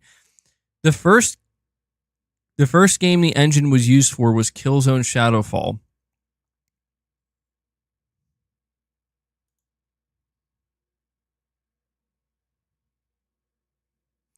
Hold on. Let me double check this. Yeah, no, that was the... Wow, I didn't know that, dude. You know what? Not surprising, to be honest. It's surprising, but not. It's surprising because I didn't know that. But what's not surprising is that game looked incredible, dude. That game was a looker. So there seems to be this kind... You know what? There seems to be this kind of through line where Sony likes to show off new hardware with alongside the Decima engine. So because of that, I'm thinking Death Stranding 2 could be like a major like showpiece game for the PS5 Pro, where it's like, we want to show you just how good a game can look running on the PS5 Pro using the Decima engine and Kojima Productions. I fully anticipate that, yeah. We also have a super chat here from Street Shadow. He says the PS5 Pro has and always will be an option. It doesn't take away from your base console. If you hate it, then it sounds like FOMO. I'm in agreement, Street Shadow. I'm not trying to like shoot down any of the potential concerns or criticisms, but I think that we should be at a point, generally speaking, where people understand this. You know what I mean? And if they don't understand it, that's fine. You know, just do a little bit of research and listen to what people have to say, and you'll probably very soon realize and understand that this is the truth of the PS5 Pro, is it's just an option. It doesn't take anything from you. It doesn't take anything from developers. And it does benefit the next generation of console to a certain extent. And so, yeah, this idea of FOMO, I mean, you know what I think too, Street Shadow? I think this has to be said, and it's understandable. I can understand why people would feel this way, but I do think that there's a certain amount of people that they partake in this conversation and they have a negative output. And that negative output is driven by the fact that they want it, and they know inside that they want it. Like, they know they want to buy it. They know they're going to buy it, but they're annoyed because they don't want to spend the money. You know what I'm saying? Like they don't want to spend the money. They feel like they already spent the money on the PS5, and they just kind of like don't want to admit that you want this console. You want the upgrade, you know? And it's almost like they want to place the blame on Sony, where it's like, this is Sony's fault for even offering the upgrade.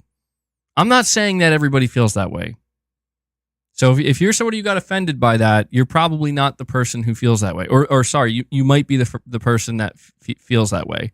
And I'm not trying to like attack you or anything. I'm just saying that I do think there is a bit of that, like, yeah, it's the fear of missing out, where they know they're going to want it. They know they're likely going to get it. But it reminds me of like what you see with Call of Duty every year. You know, you see people every year, they just destroy Call of Duty. I mean, they obliterate this game every year. And you know that like more than half the people shitting on it also go out and buy it day one or the first week it comes out.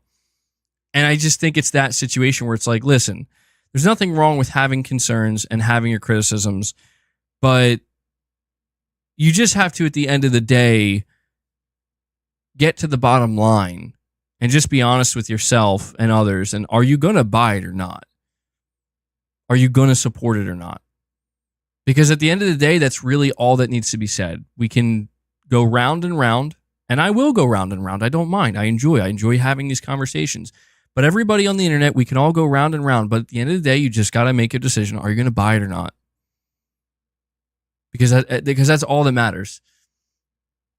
And I can say with excitement, I'm absolutely buying the PS5 Pro, and I am very excited for the PS5 Pro. And I don't care what anybody says. I'm just excited for it, you know?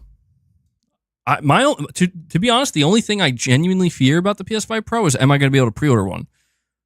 Because that whole situation with the original PS5 launch was a nightmare. I don't want another situation like that. Boss, why don't you come over here, dude? You're falling asleep sitting there. Boss is just falling asleep sitting here. Why don't you come? Come on, it's all right. Okay, you don't want to move? That's fine. That's cool. He's like a statue right now, man.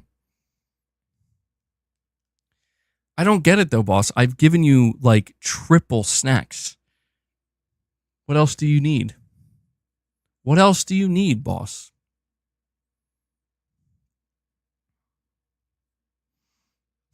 You need the PS5 Pro? Me too. Me too, boss. And, you know, I think that's pretty much about everything I have to say. He wants my attention. Boss, you have my undivided attention. You have my attention. He wants to cuddle. Boss, you want to come on my lap? Yeah, I don't know. I guess he's pretty content, just chilling here. Carl G, you're saying I'm always excited about PlayStation tech, but I'd probably just save my cash for the PS6. I appreciate that comment, Carl, because like that's such a that's such a reasonable, rational comment. Where you're like, oh yeah, the PlayStation 5 Pro will probably be pretty cool, but I'll just save my money for the next gen. There's no like undertone of anger or frustration, you know? There's no like unnecessary hate towards the PS5 Pro. So I appreciate that comment, Carl. And there's absolutely nothing wrong with that. Like that's probably, in fact, I would say most people are probably going to do just that. And that's fine.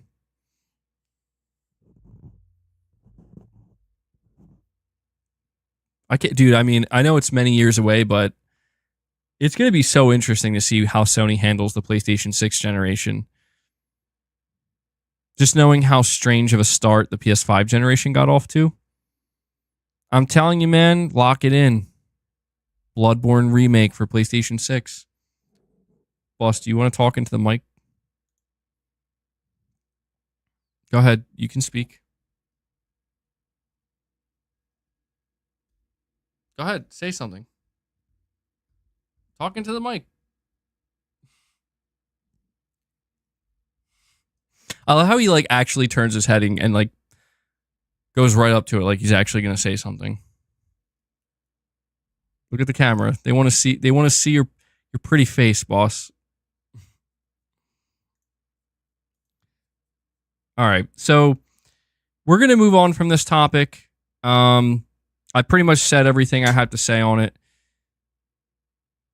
Before we move on to the next topic, which talks about Sea of Thieves being apparently a test for future Xbox games coming to PS5, once again, guys, we have over 480 people here watching, which is awesome to see.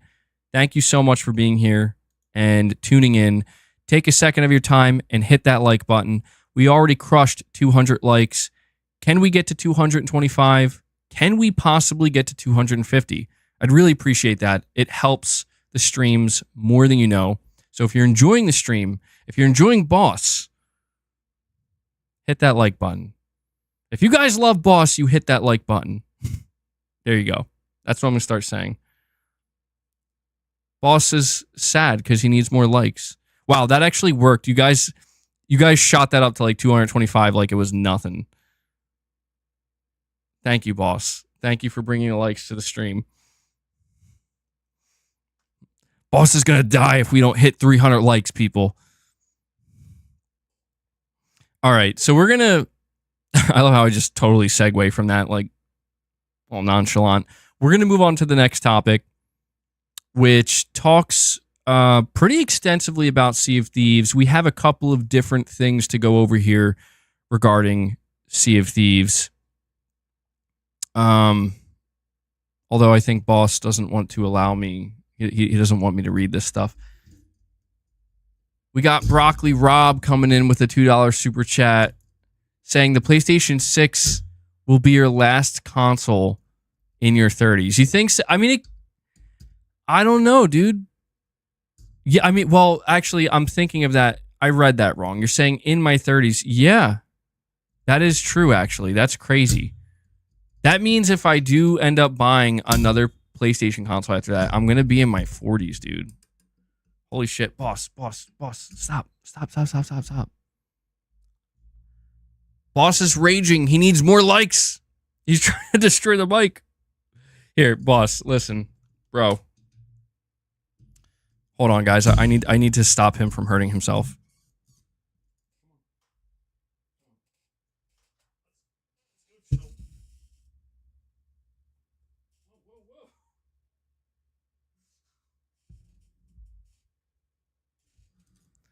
I may have almost just dropped Boss, but it's okay. He's a cat. You know, he'll land on his feet. He's good. Michael, you're saying you're 52 and still play on PlayStation? That's awesome, dude. Wow. So what he's saying, they might be 60 by the time the PS6 releases. He can't lay where his food is. Yeah, that's true. That's true. My bad. My bad, boss. I'm sorry. All right. We're going to... Broccoli Rob, thank you for the super chat, bud. We're going to move on and talk about Sea of Thieves here.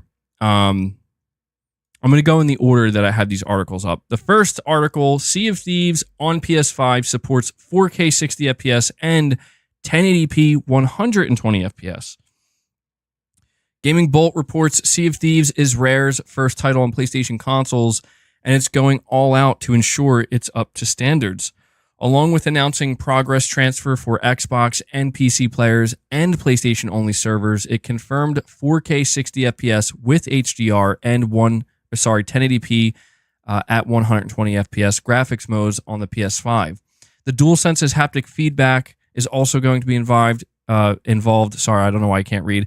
To provide more realistic movement. The adaptive triggers will come into play in combat, and the controller's built-in microphone and speaker will allow for chatting without a headset. So they're supporting the DualSense in its entirety.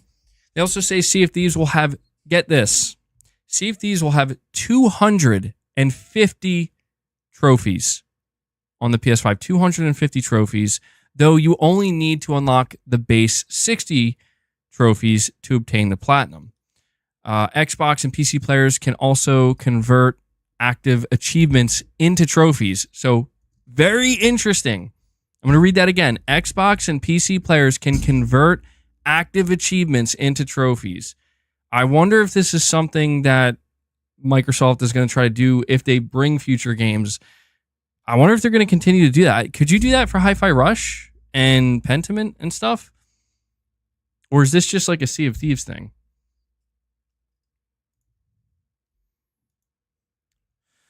Boss Pro. I can't see the screen, man. I love you. We all love you. But I need to report the news. Come here.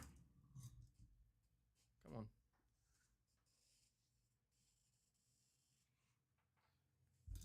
Get some reps in, boss. You got to work off some of those snacks. Do some skull crushers. All right, I have another article here regarding Sea of Thieves. Sea of Thieves, Rare Sea of Thieves, is out later on this month on PlayStation 5, and it's released a new blog post detailing everything you need to know. Let me see. Sorry, too many ads popping up. A Microsoft account is required, but existing players can transfer and share progress across all platforms. PS5 players will require PlayStation Plus for online play, but it won't be necessary when playing solo in safer seas. Rare emphasizes that the mode isn't offline, and while co-op is supported, not having PS Plus means you can't invite friends or join other players. If PvP, there's a typo here. It says PvP in some world events and Athena's Fortune Trading Company aren't necessary. They can do without. It says here, finally, though cross-platform play is supported, there are going to be PlayStation exclusive servers. You can also opt to play only with controller users, which means you can play alongside just Xbox players using controllers.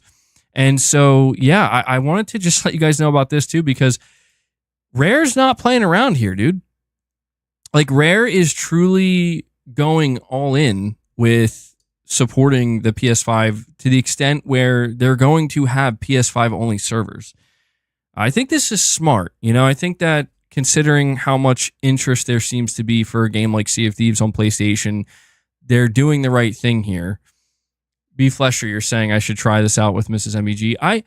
I don't know that I'm going to play Sea of Thieves. I'm not saying there's zero chance. It's just not on my radar right now. But I will say it is interesting to see like how much excitement there is for this, like this game in particular. But Yeah, Microsoft and Rare are, I think they're doing a good thing here where it's like, listen, if you're going to bring this game to PlayStation, take advantage of everything you can. They got trophy support, they got DualSense support, they have PlayStation only servers. You can opt out of playing with mouse and keyboard users. It's good stuff. But this to me is one of the more interesting things we learned. I mean, all that stuff is generally interesting if you're planning on playing Sea of Thieves, of course, on PS5, but this is kind of some insider info we learned about. Have another article from WCCF Tech. Sea of Thieves PS5 version is a key test for other Xbox exclusives coming to rival platforms, says The Verge. The Sea of Thieves PS5 version will be a crucial test for other former Xbox exclusives. I love how they call it former Xbox exclusives, even though we don't know what they are, coming to rival platforms, according to outlet The Verge. Some days ago, it was reported that Microsoft's executive in charge of new AI initiatives, backward compatibility, and cloud gaming, Kareem Khandri, would be leaving the company. Khandri's departure comes among other big strategy changes at Microsoft, including a change that involves some older Xbox console exclusives coming to the Nintendo Switch and PlayStation 5. While Xbox's Phil Spencer said that, aside from the current 4 titles coming to rival platforms, no other exclusives are currently being announced. The Xbox head did not rule out other games going multi-platform either. Quote, I don't think we should, as an industry, ever rule out a game going to any other platform. We're focused on these 4 games and learning from the experience, end quote. That's what Phil Spencer said. As now reported by Tom Warren from The Verge, with Sea of Thieves hitting PlayStation 5 later this month, Microsoft is evaluating other Xbox exclusives coming to Sony's console, and Rare's Pirate game is actually a key test for Microsoft for either exclusives coming to the Switch or the PS5. Sources familiar with Microsoft's plans tell me that the company continues to evaluate other Xbox exclusive games coming to PS5. This is what is stated in The Verge's article. I understand Sea of Thieves will be a key test for whether other games might make their way to PS5 or Nintendo Switch. To date, we know of 4 former Xbox console exclusives coming, and we already know what those games are: Hi-Fi Rush, Sea of Thieves, Grounded, and Pentiment. But it continues here by saying there have been numerous rumors about other major exclusives eventually hitting rival platforms as well, including Starfield, Indiana Jones, and even possibly Gears of War and Halo. So, yeah, I got to ask you guys, what do you think about Sea of Thieves, of these 4 games, being the test bed, like the key test to determine whether or not Microsoft pulls the trigger on future games? To me, it's surprising. It's one of these things where it's surprising, but not. I've seen people reacting to this by basically saying, like, why would they put that type of pressure on a game like Sea of Thieves and not something bigger, like Gears of War, for example, or like a Halo Master Chief Collection? But to that, I say we don't actually know what Microsoft's internal expectations are here. And that's the key factor that's missing in this conversation that I would love to know whether or not currently Sea of Thieves is meeting that threshold that Microsoft has set, if it's surpassing it or if it's actually below. Because we don't know when we read about this, is Microsoft expecting 1 million sales? Are they expecting 3 million sales? Are they expecting 5 million plus sales? What is the bar that they have to hit in order to say, okay, you know what? This is working and this is good and it passed the test. And now we're on to the next batch of Microsoft games that we're going to bring to PlayStation 5. We have Rich Rod here with a super chat saying, boss is going to cause an X drama. Heard him on the mic saying F Xbox. X headlines, quote, PS Gangsta Fanboy Cat calls out Xbox Live on stream, end quote. You know what, Rich Rod? You're probably right, dude. I think I've influenced Boss too much. That, you know what's so funny about that though, Rich Rod, is like somebody, I don't know if it was you or somebody recently reminded me that, hey, you remember that time that some like Xbox fanboy website wrote an article about you, basically saying that you're like toxic or whatever. And yeah, I kind of forgot that that was a thing that happened. But that's probably the next step, dude. Yeah. Boss is going to lose it. He's going to go off on the mic. Rich Rod likes to use the term gangsta. He likes to make me read that word. He gets great pleasure out of it. But thank you, Rich Rod. I appreciate that, dude. We also have Michael Meridian saying, did you see Rare was also so excited about working with PlayStation engineers and how they worked in secret behind frosted glass windows? I didn't see that. Although I will say, like, I'm assuming there's truth to that, because the one thing I will say is something that became pretty clear with Rare working with PlayStation is they did seem genuinely very excited. And the reason for that is because I think this is the first time in their history they're ever releasing a game on the PlayStation platform. And listen, putting the platform wars and the console wars aside, if you're a developer, that has to be pretty exciting, right? Like, it's an entirely new, massive install base that you never were able to bring a product to. So it actually makes a lot of sense why they're like, we should put everything into this because we want to, I mean, it's their game. They want it to succeed. Regardless of how we feel about exclusives, at the end of the day, developers usually do want I don't know that there's a developer out there that doesn't want the most amount of people to play their game. But obviously they have to work within certain confines. But this is one of those like rare, no pun intended, rare moments where a studio is basically being told, like, you are free to do what you want and to do something that was once thought impossible. So go for it. And I guess that, Rare was probably like, let's go, man. Let's hit the ground running. And I think it's working, though, like, because here's what I wanted to bring up as well, right? I wanted to bring up that I think Sea of Thieves is definitely passing the test here, because I just checked this morning to see the top most pre-ordered games on the PlayStation Store right now, and Sea of Thieves was at number 2, and the only game it was behind was Stellar Blade, a PS5 exclusive launching this month. And if I'm not mistaken, the version of Sea of Thieves that is the second most pre-ordered game is the more expensive version, not even the cheapest version. So I think that's very telling. Michael, with your milestone chat, remember for 10 months you're saying there's an article about it, so it's true. I'll have to go look this up. Do you know which outlet reported on it?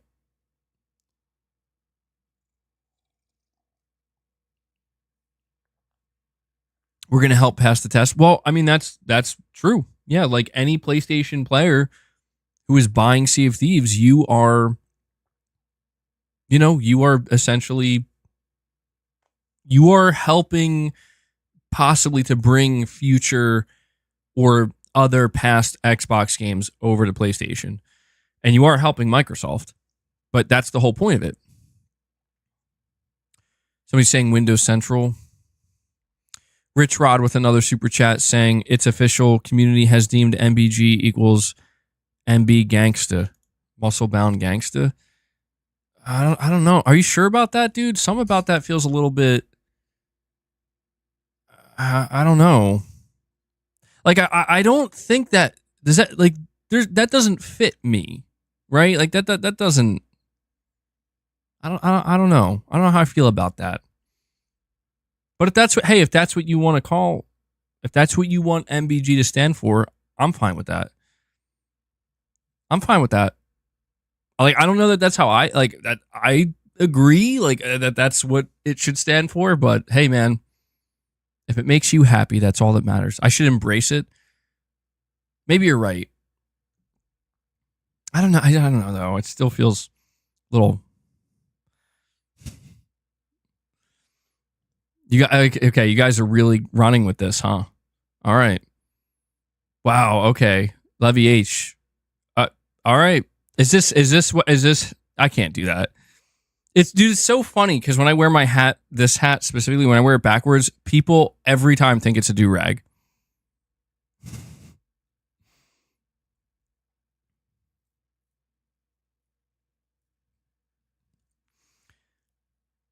You think would start throwing up gang signs? Yeah, I'm not about that, bro. How do you? Sometimes I really wonder, like, how do you guys really see me? Because I think I have it like in my mind. I have an idea of like this is how they view me, but then things occur live on my stream. I witness things on my chat, in my chat, that make me go, okay, there might be some disconnect here. And we have Vincent saying PlayStation. Well, thank you for that, Vincent. And thank you for being a member for 8 months, bro. We haven't seen MBG's hair yet. I think it's Man Bun Gamer. Yeah, there's just going to be a bun under here. That'd be so funny. Wouldn't it? That would be the funniest thing ever. Michael, you're saying it's on PlayStation Universe. Thank you for that, Michael. I'm going to go check that. PlayStation Universe. Sea of Thieves.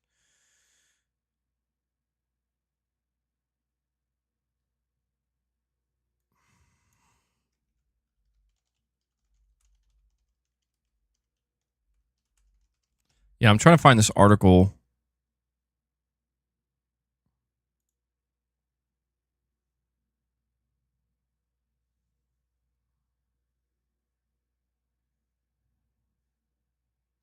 I don't know why it's not. Hold on. Let me No,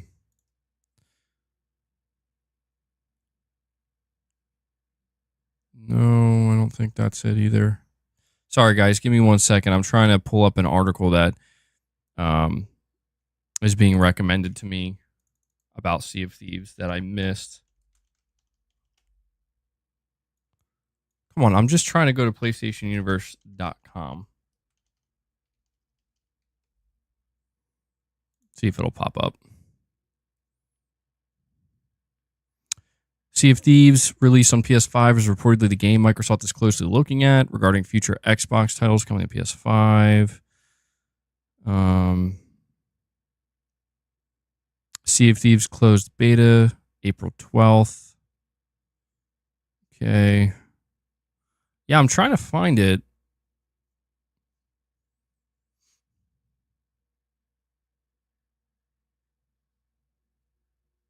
Well, I mean, I believe you guys. I just don't know why I can't find it. Because again, I've been following this, and there's a genuine excitement from Rare for bringing their game to PS5. Man, they have a lot of articles on this website. A lot of ads. Holy shit. It's making my computer struggle. Phil Spencer's directing Xbox to be multi-platform, partly due to... Yeah, I can't find it. I do apologize, guys, but I'm for some reason I'm struggling to find it.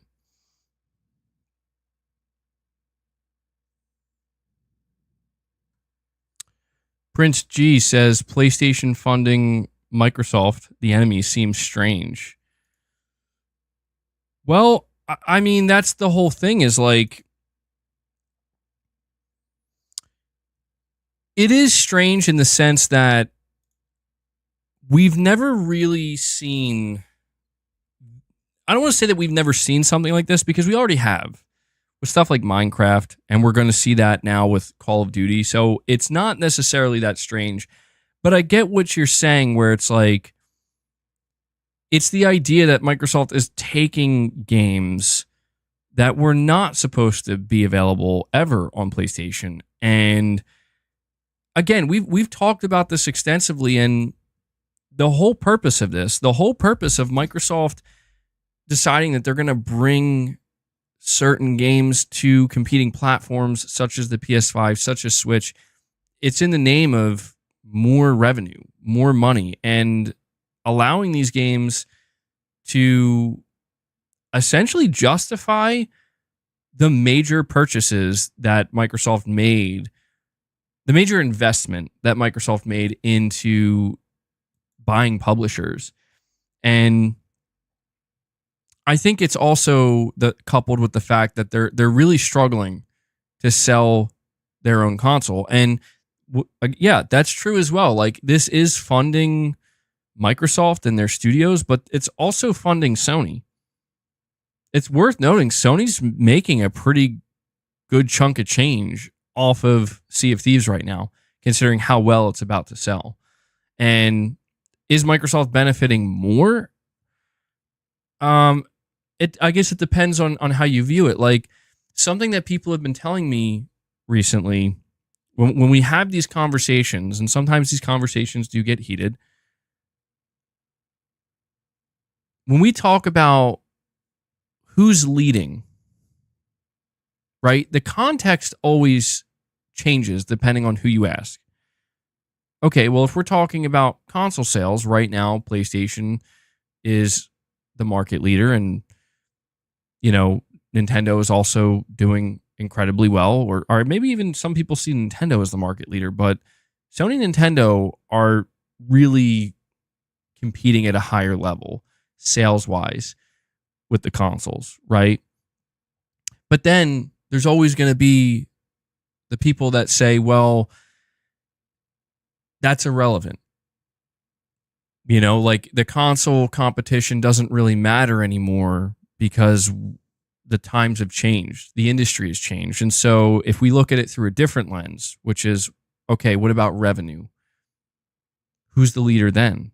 Well, if we look at that, I don't know what place Microsoft is in now, but I know they're up there. I don't know if they actually surpassed Sony or not. But Microsoft became much more competitive in terms of sheer overall revenue in the gaming space, to where now they are certainly competing at a high level with Sony, with Tencent. They're in like I think they're in like the top 3 or 4 now, if I'm not mistaken. And if I am, please correct me on that. We got Michael Meridian again saying, type rare Sea of Thieves in secret. All right, let me do that real quick. Yeah, I don't know why sometimes it's so hard to find it.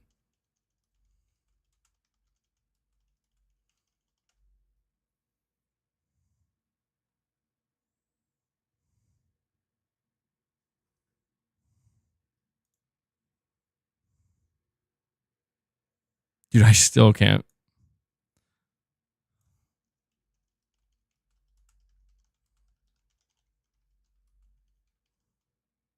Let me see if this does it. Sea of Thieves on PS5 has progress in item transfer and PlayStation-only servers. It was surreal. Sony and Rare worked together to bring Sea of Thieves to PS5. Maybe this is what you're talking about. Xbox decided, blah, blah, blah. We know that. Joe, Nate, and Mike Chapman, producer and director of the game, respectively, recently revealed that Sony was a major supporter in making the port a reality. They assured that they'd worked closely together and that the experience was somewhat surreal, and they did not think of coming to a platform like PlayStation 5. During a recent interview with The Guardian, they recounted part of their experience developing a version of Sea of Thieves for a platform other than Xbox. They said they experienced a surreal moment when they sat down with the team from Sony Interactive one day to show them everything the title had to offer. We were educating them about the game, talking through what was special about it. It was so surreal trying to find treasure on an island with a group from a different platform holder. Nate and Chapman highlighted the support they received from Sony to make the PlayStation port a reality. The creatives stated that they worked with co-developers who had experience in the ecosystem. In addition, Sony was in constant contact with Rare through a team of technical staff who took care of any questions about the development on PlayStation 5. Nate and Chapman said that the release is important as it will be the first Rare game to come to Sony's ecosystem. This is the first time in Rare's 40-year history. Wow. I didn't realize it was that long that we're developing on a Sony platform, which is incredible. It was quite surreal for us getting on call and being presented with a set of slides about a platform that we never thought we would get an opportunity to go ship on. But honestly, for our tech team, it was like, let's just get kits and start experimenting and figure it out. We had them hidden away in a secret part of the studio with frosted windows, and no one could peek in. It was excitement as much as anything else out of the developers. So that's actually very interesting. So you weren't kidding, dude. Yeah, you were not kidding. Like, they actually had frosted windows so it couldn't leak out. That's so fascinating, man. Wow. But yeah, dude, you can clearly tell, like, even Sony, I guess, is like excited about it because they're like, yeah, this will kill. I mean, like, I'm not trying to paint Sony as a bad guy here, but I'm sure they're like, yeah, we'll bring your games over. I mean, sure, Sony's going to be helping fund Microsoft, but think about it. Like, think about it. Every time Microsoft sells a copy of their game on PS5, they are funding Microsoft, but they're funding Microsoft in the same exact way that they're funding EA, that they're funding Take-Two Interactive, that they're funding Capcom, where it's like they're funding a third-party publisher that in turn actually helps them and helps their platform. But there's also this kind of added, more competitive bonus for Sony, where Sony probably gets off on this a little bit more so than regular third parties because they're like, hey, this also might stop people from buying Xboxes, and instead they might buy PlayStations. So that's why I think Sony is so okay and eager and even maybe a little bit excited to help Microsoft funnel their game catalog over to the PlayStation Store. Because I think what Sony sees is more people buying PS5s, less people buying Xboxes, and that's good for Sony. And you might think, well, isn't that bad for Microsoft? But see, that's where everything has changed, where, yeah, that is bad for Microsoft, but is it if they're still buying Microsoft's games and Microsoft is still getting, like a 70% rip from every sale on a massive install base? No, that's actually not a bad thing for Microsoft. So, yeah, things have changed quite a bit in a very short period of time. But Michael, thank you for the super chats and thank you for making me aware of that because I totally missed that. That's actually some pretty interesting insight there. We have William Aguilar coming in saying, FF7 Rebirth is the greatest game I played since KOTOR 20 years ago. Not just game of the year, but top 20 GOAT games. That's despite several frustrating sections. Wow. William coming in. Dude, another viewer who completed Final Fantasy VII Rebirth saying it's pretty much like the greatest game they ever played. What's interesting that what you're saying here, William, is you're saying that's after several frustrating sections. So that's quite a feat, dude. That's quite a feat for a game to actually have certain sections that frustrate a player, but by the end of it, the overall package is like, yeah, that was the greatest thing I ever played. I'm happy to hear that, man. It's been nice. It's been nice to kind of hear the feedback from people who've been playing Rebirth, especially people who I know are very big fans of the original, basically coming out and saying like, yeah, this game has absolutely lived up and then some. Makes me happy to see that. So I appreciate you sharing that, William. And man, KOTOR 20 years ago. Damn. Good stuff, dude. Good stuff. We have the Zombie Fanatic saying, MBG off topic, but do you prefer PS3 to Xbox 360? When I look back on the Xbox 360 and PS3 generation, I actually did prefer the Xbox 360 quite a bit for multiple reasons.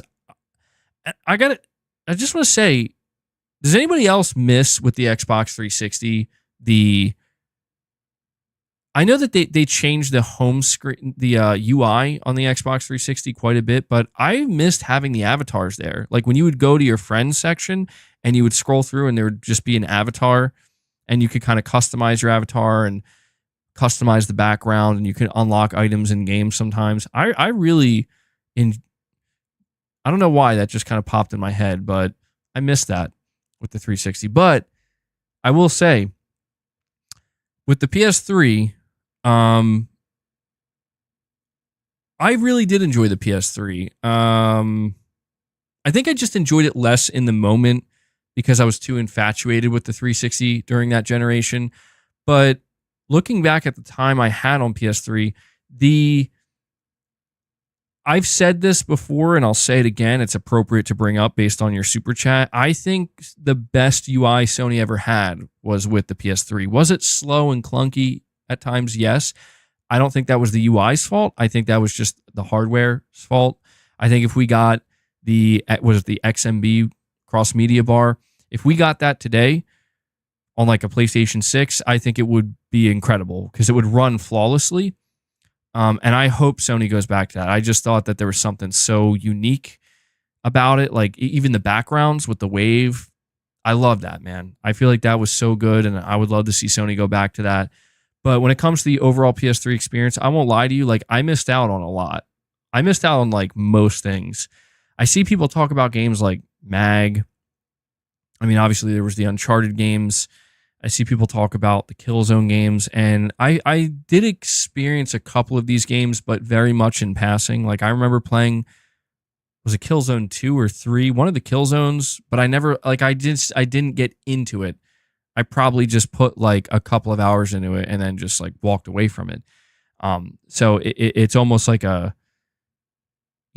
it's just one of these situations where I can't honestly say like, oh yeah, I'm a Killzone fan. Like, no, I can't say that because I only probably put like 6 hours into the game in total. I think I played a little bit of the multiplayer and I was like, this is actually pretty good.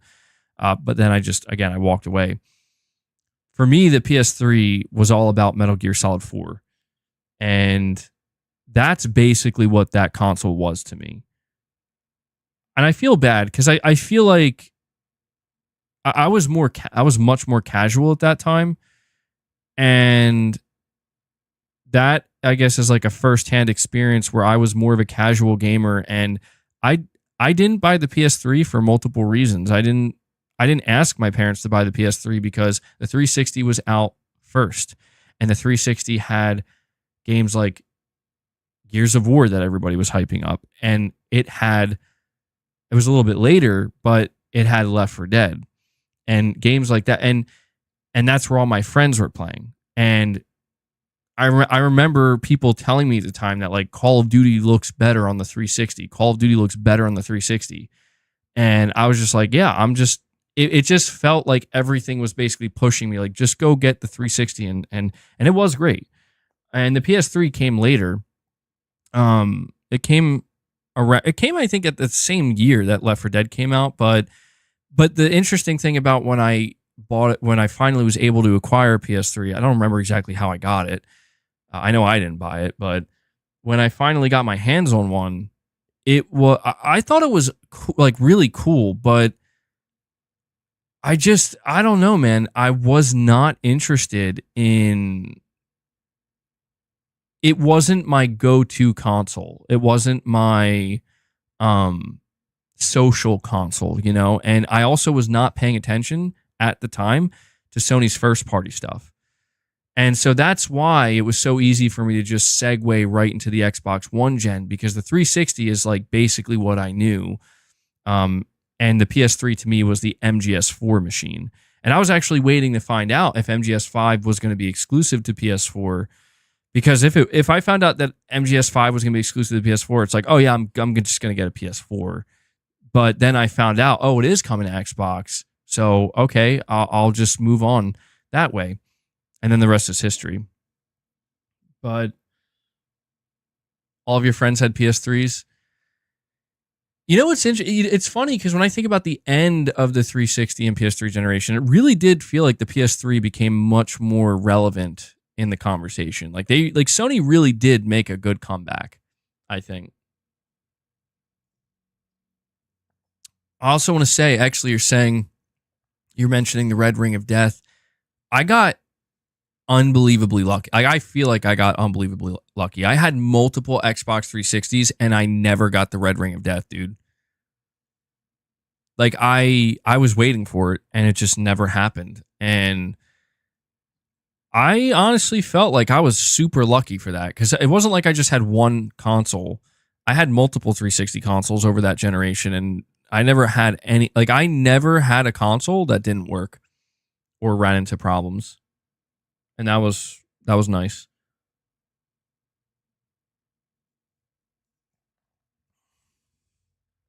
I really wonder if the PlayStation 3 came out at the same time as the 360, if I would have ended up going with the PS3 instead. Oh yeah, I remember the PlayStation, so the 2011 hack. Yeah.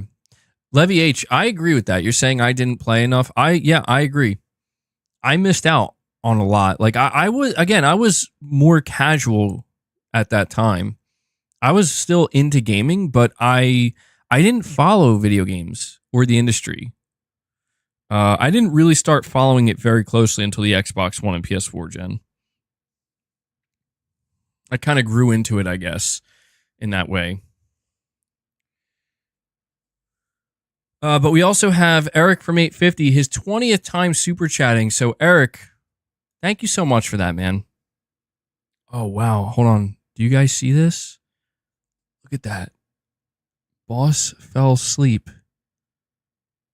on the workout bench. I've never seen that. I've never seen him do that before, bro. Wow. Well, all right. I was like, where is he? It's awfully quiet suddenly. He straight up fell asleep on the workout bench. I tell him to go work out and do some reps, and he just goes and sleeps on it. It's okay, boss. I understand. But, sorry, Eric from 850, let me read your super chat, bud. You're saying here, did Square ever patch the performance mode for Final Fantasy VII Rebirth? I've been waiting before I purchased it, but haven't heard anything.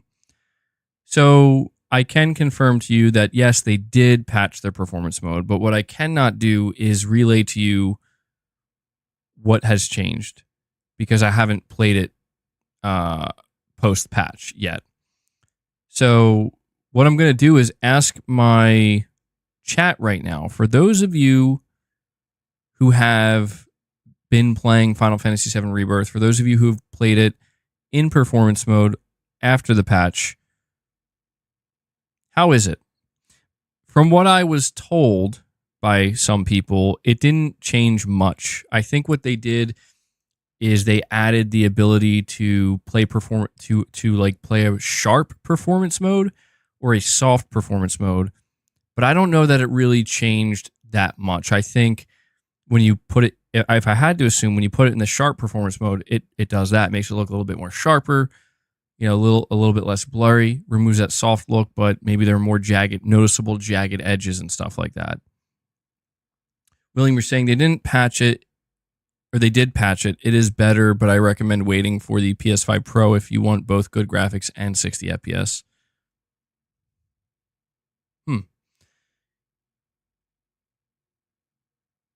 B-Flesh, you're saying it's literally anti-aliasing on and off. Oh, okay. Yeah, that would make sense. So I don't know that it really changed it dramatically, but I've noticed that there are many games that, in my opinion, look better with anti-aliasing off. And so that's actually good that they added that. Anti-aliasing, it can be beneficial, but a lot of times, in my experience, anti-aliasing just basically, I know it's to try to smooth out the image, but it really just makes it more blurry, and sometimes creates this effect where it looks like you just smeared like Vaseline on the screen, and it does look softer, yes, and it just look more rounded, but it's like but the quality of it just looks like I'd rather see the imperfections clearly than have the imperfections like just blurred out, basically. That's how I feel about it. Oh man, you guys are taking that. I shouldn't have said Vaseline. I definitely shouldn't have said that. You guys are going nuts now.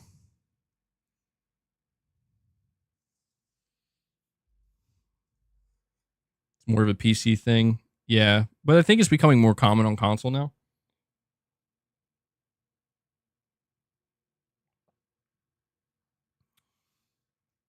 Not the V word. So Eric from 850, what I would recommend is, I'm sure there are like some comparison videos that have been released. Maybe I'll go check them out too if I get the chance. But I would recommend YouTubing, you know, like Final Fantasy VII Performance Mode before and after patch. And I'm sure somebody out there probably did some comparisons. Street Shadow, you're saying 360 gave us one of the best E3 goofs with the avatar. Yeah, I remember that. Yeah, I mean, during the 360 era, you could see the beginnings of Microsoft starting to focus on the wrong things. You know, like with the Kinect.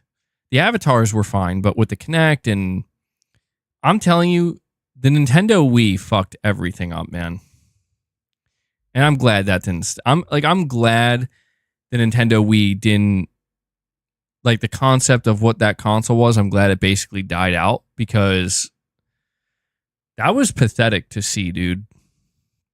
I'll be honest with you. Like, that type of stuff is pathetic to see, where it's like, look at this really casualized console that appeals to everybody because of this gimmick of motion controls. And no hate towards the Wii, but like, it's more like Microsoft and Sony being like, we can do that too. It's like, but you shouldn't.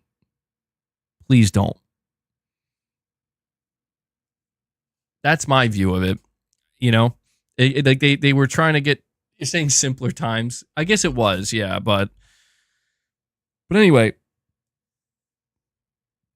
let me get back to the topic at hand here. As we went on a little side quest there once again, talking about Sea of Thieves being a key test for whether or not more Xbox games are going to come to PlayStation. Again, I'm feeling very confident that Sea of Thieves is passing the test. I would be shocked if it wasn't, because all signs point to this game about to do very well on PlayStation. It looks like it's going to sell. I mean, I don't want to say like it's going to sell millions of copies. I don't know about that, but I'm going to say at least 1 to 1.5 million easy is what Sea of Thieves is going to do on PS5. If it did under that, I would be kind of surprised. Like, oh, I don't know that I feel the same way about Hi-Fi Rush or Pentiment or Grounded, but Sea of Thieves, there seems to be like a, because I try to look at it from Microsoft's point of view, right? I think Microsoft sees it as Sea of Thieves. It's not as up there with Gears of War or Halo, of course, but it's higher up there than a lot of their other games and franchises.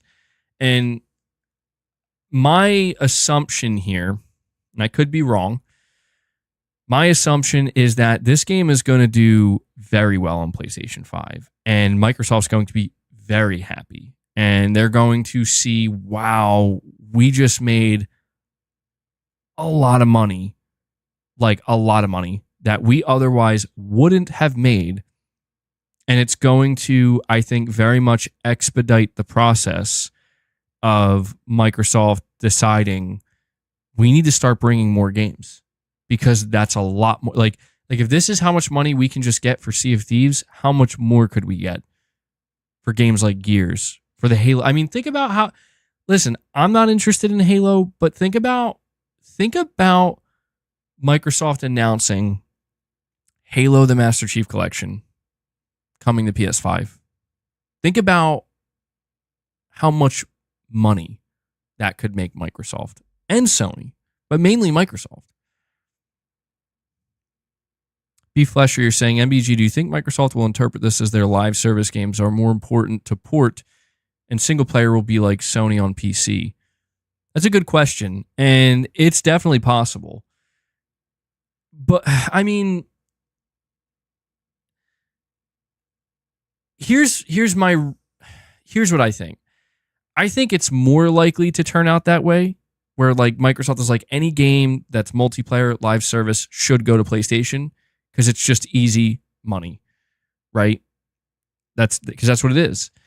But I think I could be wrong about this. I think Microsoft is going to test Starfield and Hellblade. I do. Like, I feel pretty confident about that. And I know we're reading here that Sea of Thieves is like, I don't think Sea of Thieves is the test for Starfield. I don't think Hi-Fi Rush is the test for Starfield. I don't see how they could be. How could Hi-Fi Rush be a test for Starfield? You know, they're vastly different games. They're polar opposite games. I think Starfield itself has to be the test, where I'm just trying to look at it from Microsoft's point of view, where like, if I'm Microsoft, I'm just going to say like, yeah, like at the end of 2024 or maybe early 2025, just put Starfield on PlayStation. Just put it on, because you're going to sell a lot of copies. Here's another factor, guys. Here's something else that I haven't seen anybody else bring up. I don't know if I'm going to be the first person to bring it up, but there's a major factor here that, again, I haven't seen anybody else mention: install base size. And the fact that the longer Microsoft waits to pull the trigger, the larger the install base will be for the PS5. Think about it. Yeah, let's start with Hi-Fi Rush. Let's start with Pentiment. Let's start with Grounded and Sea of Thieves, because, well, the PS5 install base is pretty healthy right now, nearly 60 million. But why would we rush to put something like Starfield out? Why would we rush to put games like Gears or Halo out? Wouldn't it be better to save those games for, say, when the install base reaches 75 million or 80 million? And I think to myself, the answer to that is absolutely, because you're going to really maximize sales at that point. And we have Steven Leon coming in, just, dude, out of nowhere. Steven comes in out of nowhere and says, we are keeping this membership train going, but not only that, we're going to crush another goal. He drops a 20 bomb on you guys. Another 20 memberships gifted to this community. I see the W's flowing in the chat. You guys are already Thank you. well ahead of me. Steven Leon, Holy bro, shit. that's definitely a holy shit. I didn't see that coming, man. Steven, thank you so much, bro. You guys have absolutely, I mean, you guys were ready today.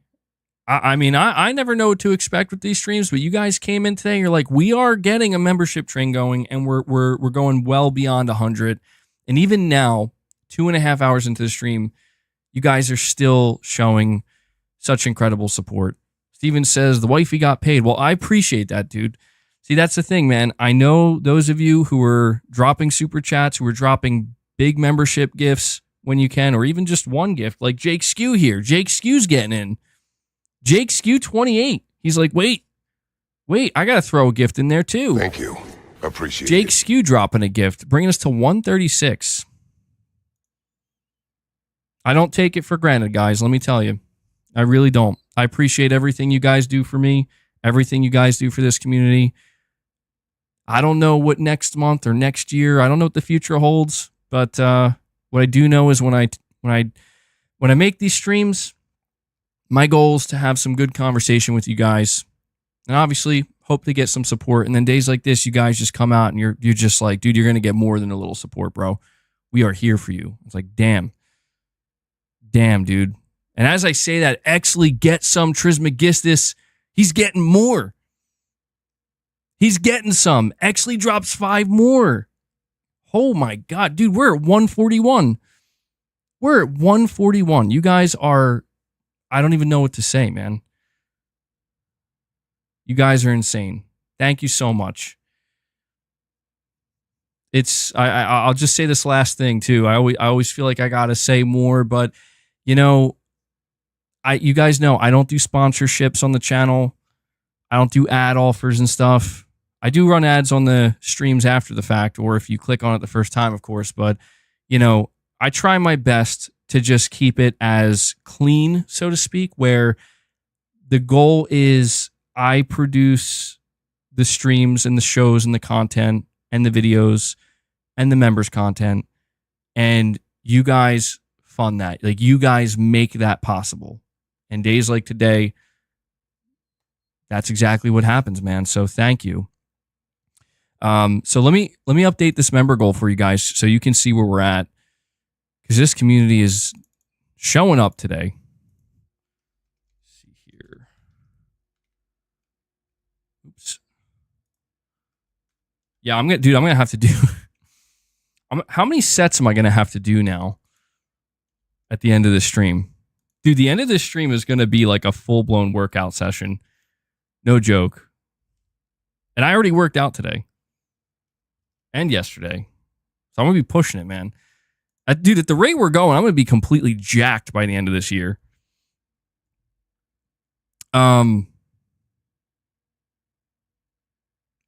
Chris Brown. Want to make sure I don't miss your super chat, buddy.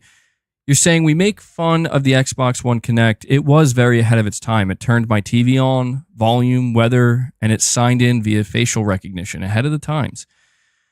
Yeah, I mean, that's a good point, Chris, because I was there at the launch of the Xbox One. I had a Kinect. I used the Kinect, and it was nice, dude. Like, to be honest, I had no problem with the Kinect.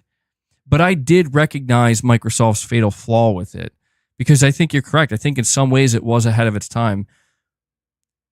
The fatal flaw with the Kinect was the requirement, where if you want an Xbox One, you're paying for the Kinect, whether you want that or not. And I just can't help but wonder how differently the Xbox One generation would have went if Microsoft had the foresight to realize that people are going to like the Kinect only if it's optional. But if you try to do what you're planning on doing, which is you got to buy it to get the Xbox One, I think that was the fatal flaw. And Chris, you're saying, I remember feeling like Minority Report. I was minimizing my game window with my hand gestures. Oh, dude, I forgot about that. The Kinect, dude, listen, I did use the Kinect as well. And it was pretty good, man. Like, I did appreciate a lot of what it was doing. But I remember at the beginning of the Xbox One generation, there was this sense of doom, truly, where I'm like, oh, Microsoft, you know, like you're this close to greatness. And think about it. What was the first thing that Phil Spencer did when he became the head of Xbox in 2014? Literally, I think the first thing he did was announce we're dropping the Kinect requirement for the Xbox One. And when you consider how quick that turnaround was, you know, it's crazy, because I feel like that should have been known, dude. However, I remember hearing that apparently Sony was planning to do the same thing with the PlayStation camera, but Sony had gotten word of, well, not word, but they witnessed, like Sony watched the in real time implosion of the Xbox One. And one of the biggest reasons for that was because of the Kinect requirement. And I don't know if there's truth to this, but I remember hearing that, like, at the last minute, Sony was like, no, take it out right now. No camera requirement. I don't know if that's true or not, but really funny to think that it might have been true. And that's, you know, hey man, that's pretty smart on Sony's part if they did do that, because yes, you know what's crazy to think though, like Sony could have went the other way, where they could have said, we'll be all in. Microsoft's all in, we'll be all in, and everybody will have to accept this.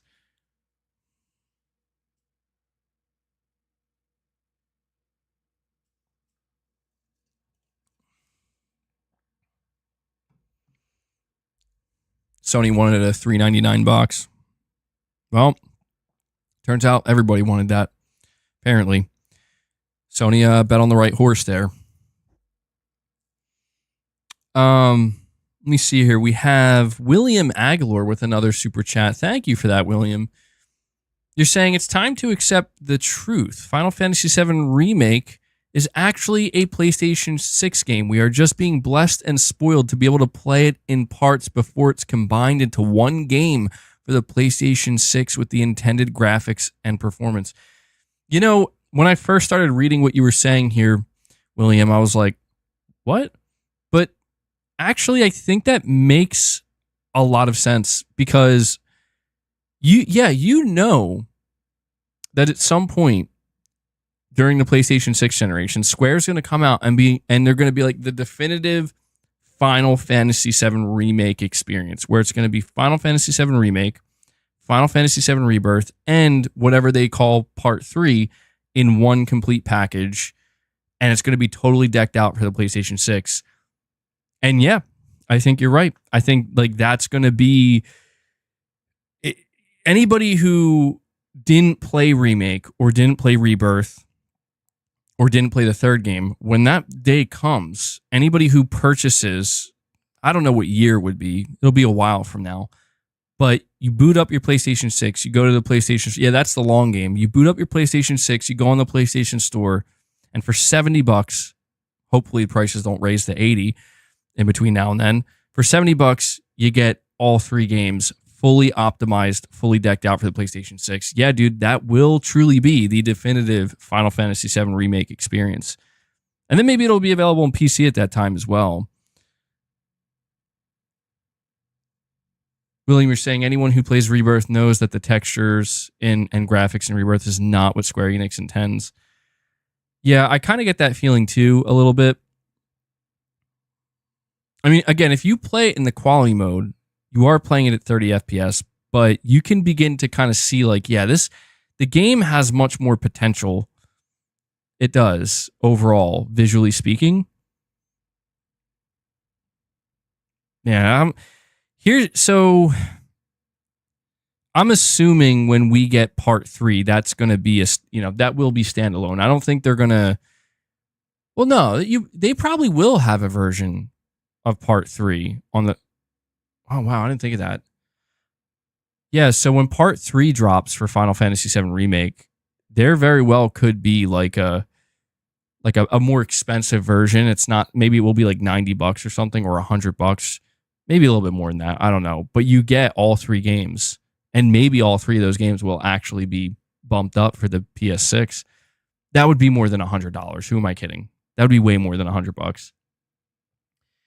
We have DJ coming in and dropping some single membership gifts for you guys.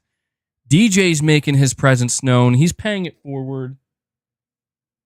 He drops 2 membership gifts, and he brings us to 143 members on the day. DJ, thank you so much for that, buddy.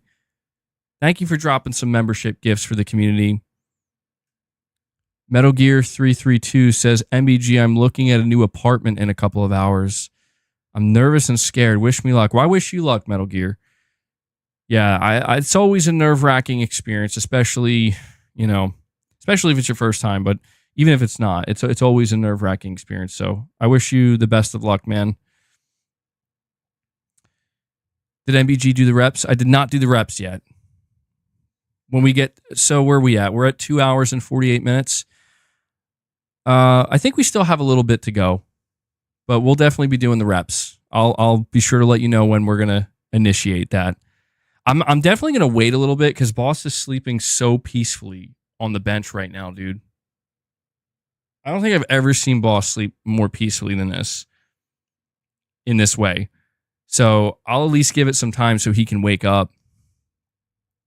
William, you're saying, MBG, if the PlayStation 6 comes out in 2027 or 2028, then Part 3 is a PS6 game, unless they can somehow finish Part 3 in 2 years, which I doubt. That's exactly what I'm thinking as well, William. I mean, I think Square or the development team that worked on Rebirth, they've already made it clear that they hit the ground running already. Like they're already working on the game. But yeah, it's, the turnaround is not, I don't think it's going to be like 2 years or even 3 years. I think, so not to look too far ahead, but let's assume that the PlayStation 6 launches in 2028. And that means we know how Sony treats the launch window of a console. Sony treats the launch window of a console basically the first year of it being out. So we're talking about games that are going to release between, I'm just going to throw months and numbers out. It's November 2028 and November 2029. I know that sounds insane because it's like, dude, that's so many years away, but that will basically be the launch window of the PS.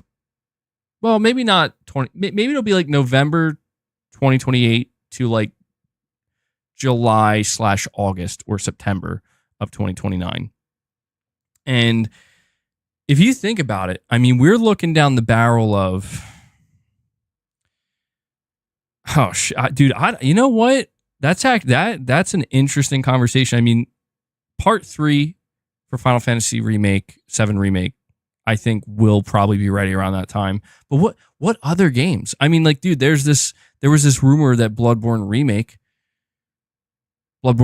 is I'll tell you what, that if Sony's smart, they will have a Bloodborne remake at the launch of the PlayStation 6. Dude, that, I'm telling you, man, Sony wants to sell at launch a lot of PlayStation 6s. That's what you do.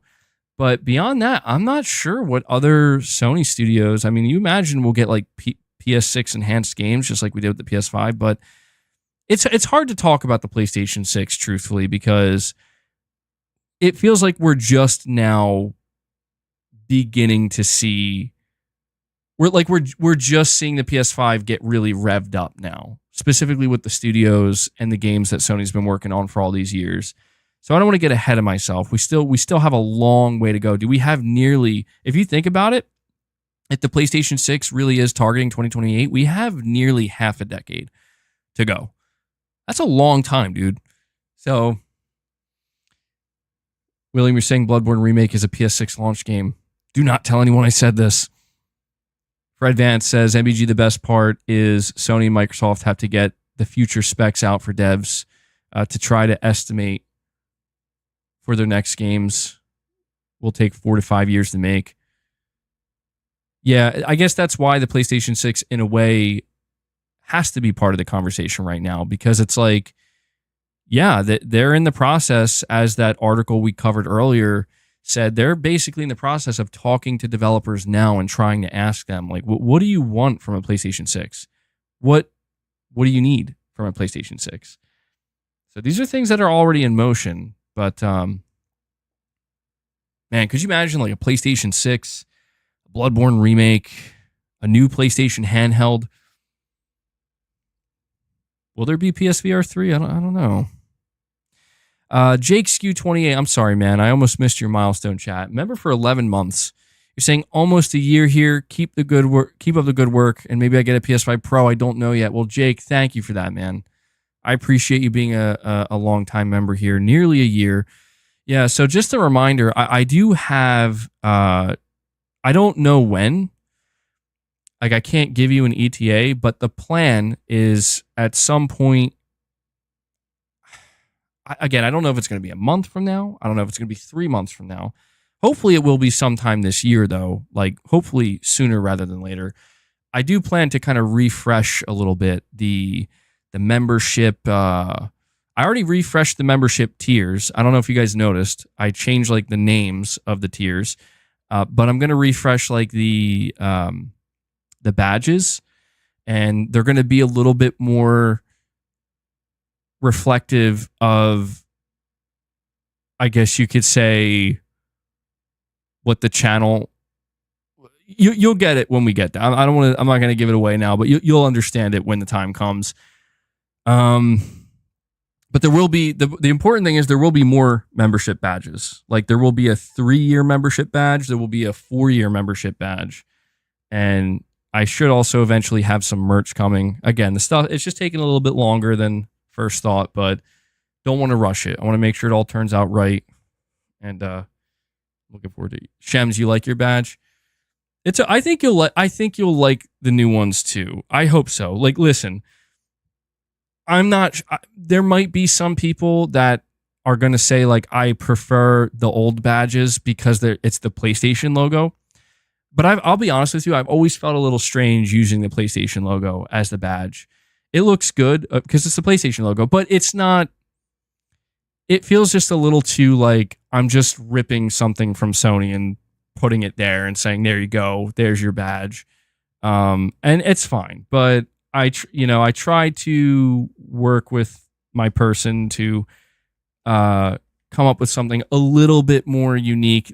I'll put it to you this way. It should be a little bit of a blend of what we do here on the channel. Again, when we get there, when it's finished, I think you'll get it. I hope so. Because if people don't get it, they're going to be like, what am I looking at right now? And then I might have to rethink it. But I'm hoping you'll get it. I should have trophies. I mean, yeah, but I feel like that's too, again, I feel like that's a little too on the nose. You know what I mean? Like, let me put it to you this way.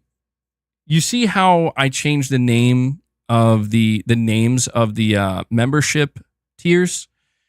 Like I originally, I called it like Greatness Awaits and stuff like that. And I just kind of thought, you know what? Like, I need to be a little bit more unique with it. I'm just literally ripping taglines that Sony PlayStation has trademarked. You know, I need to be a little bit more unique with it, a little bit more personable. And that's kind of the idea with it. So I hope you guys do end up liking it when it's finished. We should have like new emojis eventually as well too. Oh, boss. I'm looking forward to the merch though, dude. I am. I'm looking forward to that. Anyway, all right. So let me just close out the topic again, talking about Sea of Thieves being a key test. Here's what I'll say. Here's like my final thoughts on it for now. It's very clear Sea of Thieves is going to do well. I think it's very clear that Sea of Thieves is going to send a message to Microsoft if it is a key test that, yeah, you know, we here, let me. Boss is like, yo, you're going to work out now? It's going to send a clear message to Microsoft that if you were waiting to see if Sea of Thieves was going to do well before pulling the trigger, well, guess what? It's going to do pretty well, so you can pull the trigger. I do think the next wave of games will be games like Starfield and maybe even Hellblade. And I think these two games make sense because I think these are two games that are liable to sell very well on PlayStation. Regardless of the 30 FPS situation with Hellblade, I do think that game would sell pretty well on PlayStation. And the reason why I think it would sell well on PlayStation is because I think it speaks directly to most, not all, but a lot of PlayStation fans that like those types of games. You know, those heavy narrative, single player experiences. Even if it's on a smaller scale, I think it would still speak to them. And I guess at this point, the question, and it's hard not to ask this question at the end of this conversation, because it's the question that I think just comes naturally. And that is, all right, well, we seemingly have a pretty decent idea of the direction Microsoft is going in. Is Sony going to follow? Are we going to see any PlayStation games make their way to Xbox? And I don't have much to say about this right now, because the truth of the matter is we don't have any info on this. Really, the only thing we have to go off of is past history. And if there's anything that I've realized with Sony is that Sony will do things a certain way for a very, very, very long time. They'll do things the same way for a very long time. But then out of nowhere, they can change. And if there's something that the gaming industry that I've learned about these companies such as Sony and Microsoft and the gaming industry in the past, I'd say 5 to 6 months, is that is absolutely a thing that can occur. So I'm not going to sit here and say that, oh yeah, you know, we're starting to see Microsoft games come to PS5. Microsoft's going to make a bunch of money. But think of it this way.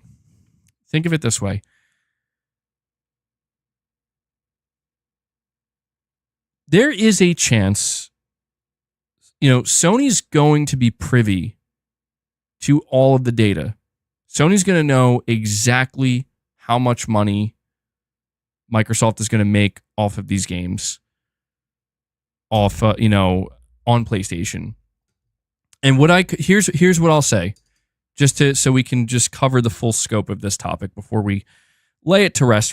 Honestly, I'm sure that talking about Xbox games coming to PS5 will be a topic that we talk about all throughout this year because it's just starting.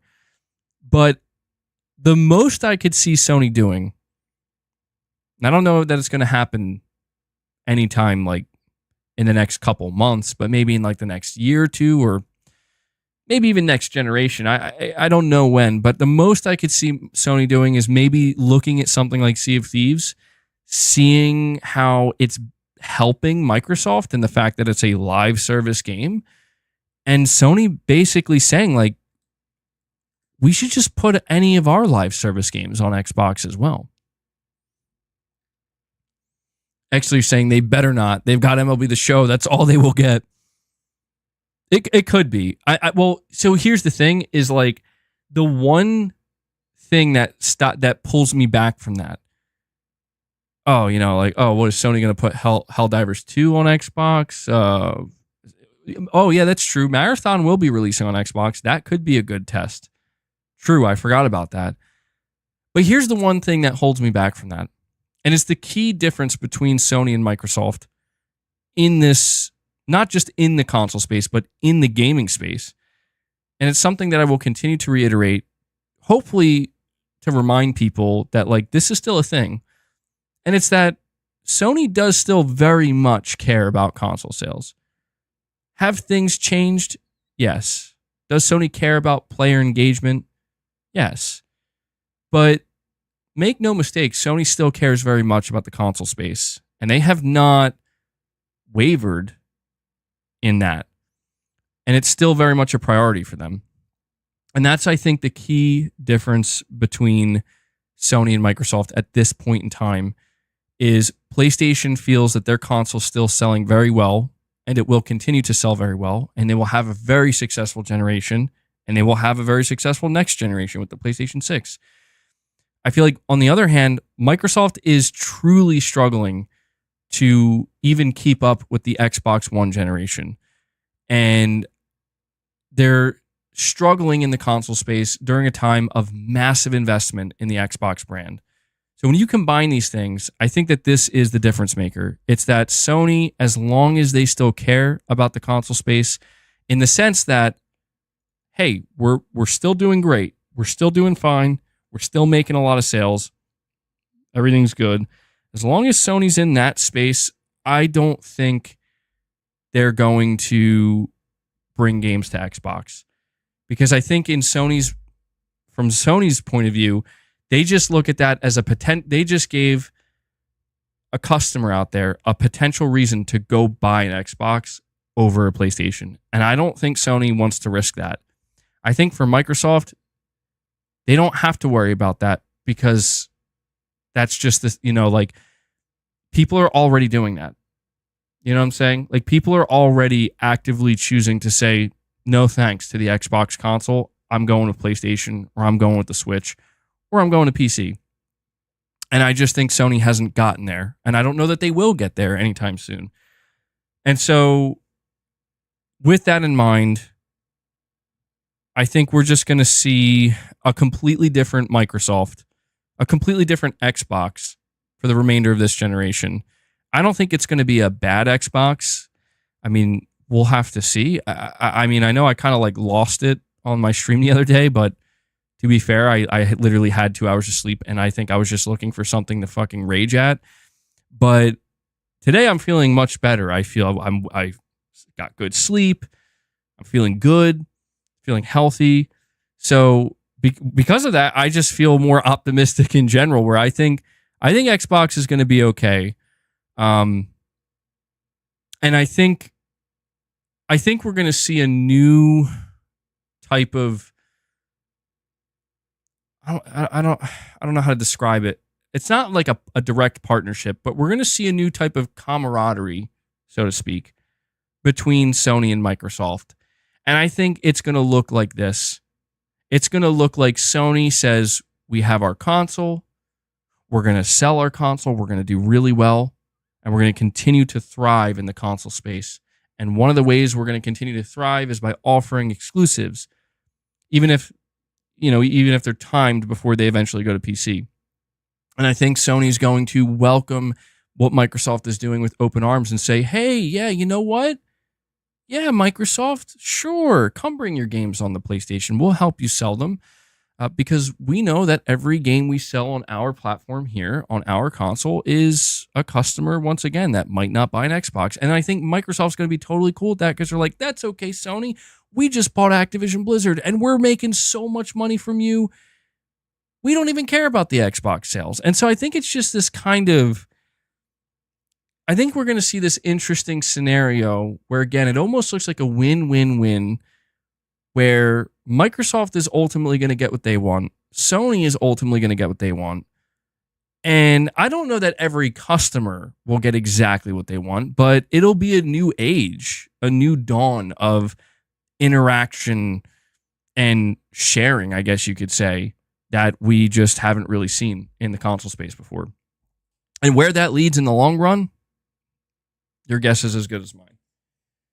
But I guess that's a much more like optimistic viewpoint that I'm trying to bring to the table here. And we'll see what happens, man. It's interesting times, exciting times, and Enrico, you're saying Sony isn't beyond the point of no return just yet, but they're bumping up against the point of permanent brand damage.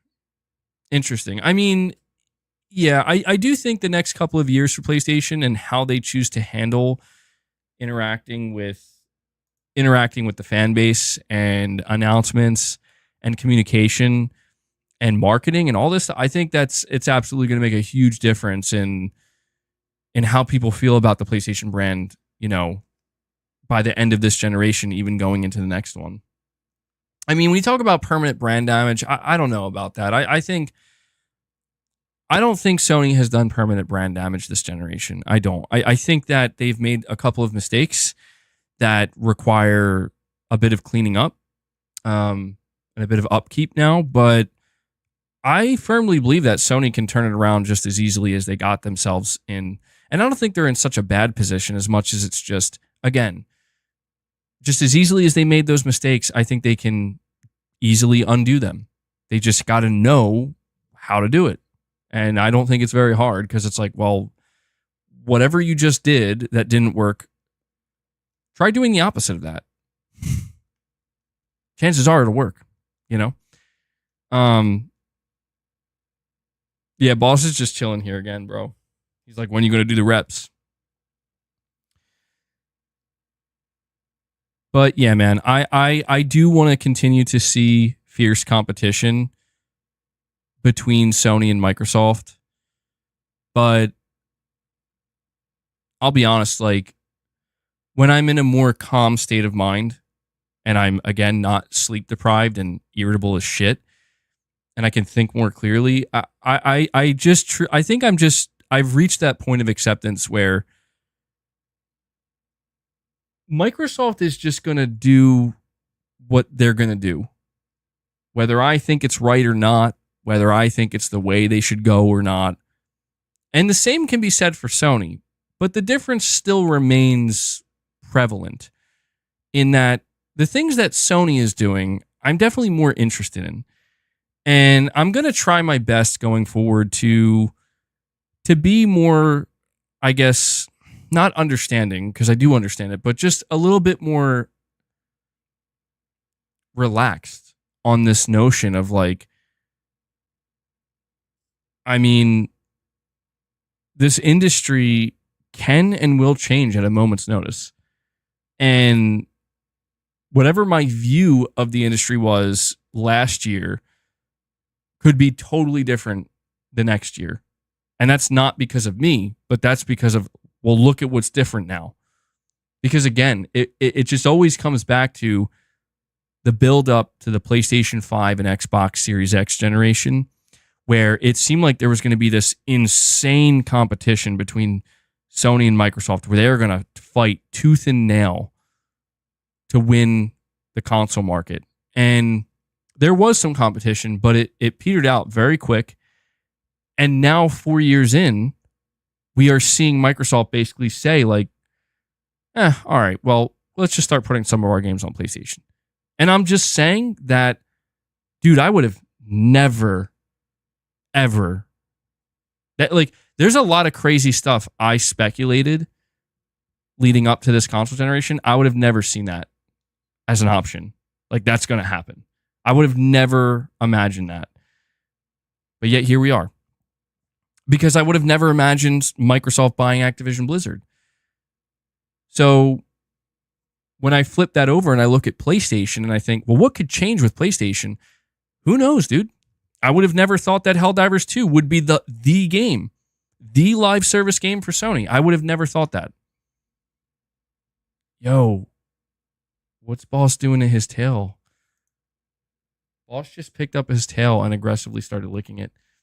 That's awesome. All right, let me see where we're at here, people.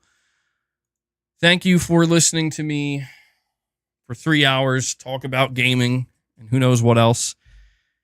We're at the 3 hour and 11 minute mark. Okay. All right, so let me see. You guys, we're at 310 likes. So I'll ask, this will be the last time I ask, probably before I end or up until I end the stream. Hit that like button for me. I appreciate you guys showing such incredible support for the stream today. Hit that like button. We are at 143. Wow.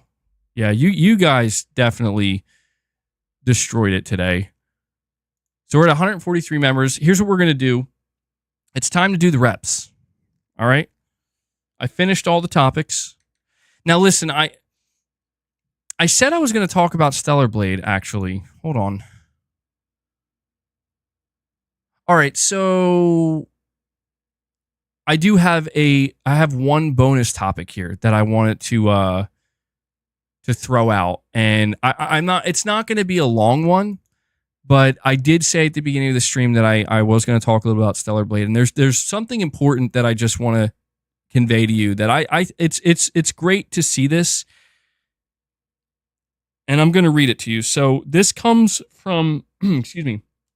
This comes from Genki Japan over on Twitter. And he put out a post and he says, Stellar Blade director Kim Hyung-tae says the industry needs single-player console games that have an ending, and Shift Up will continue to make them. Sales success has become a severe issue in recent years due to rising costs of development. To be honest, I often hear advice from people around me that it would be better to make games that have higher profit margins. But what our industry needs more than anything is variety, isn't it? Console titles, that is single-player games with an ending, have a very important value in themselves. A market where such games continue to be made and coexist with other genres and platforms is healthier.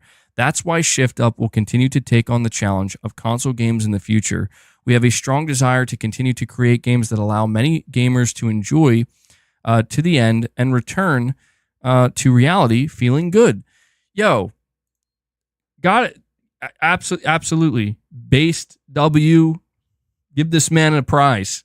Give this man an award. I want to hear this sentiment more often from developers.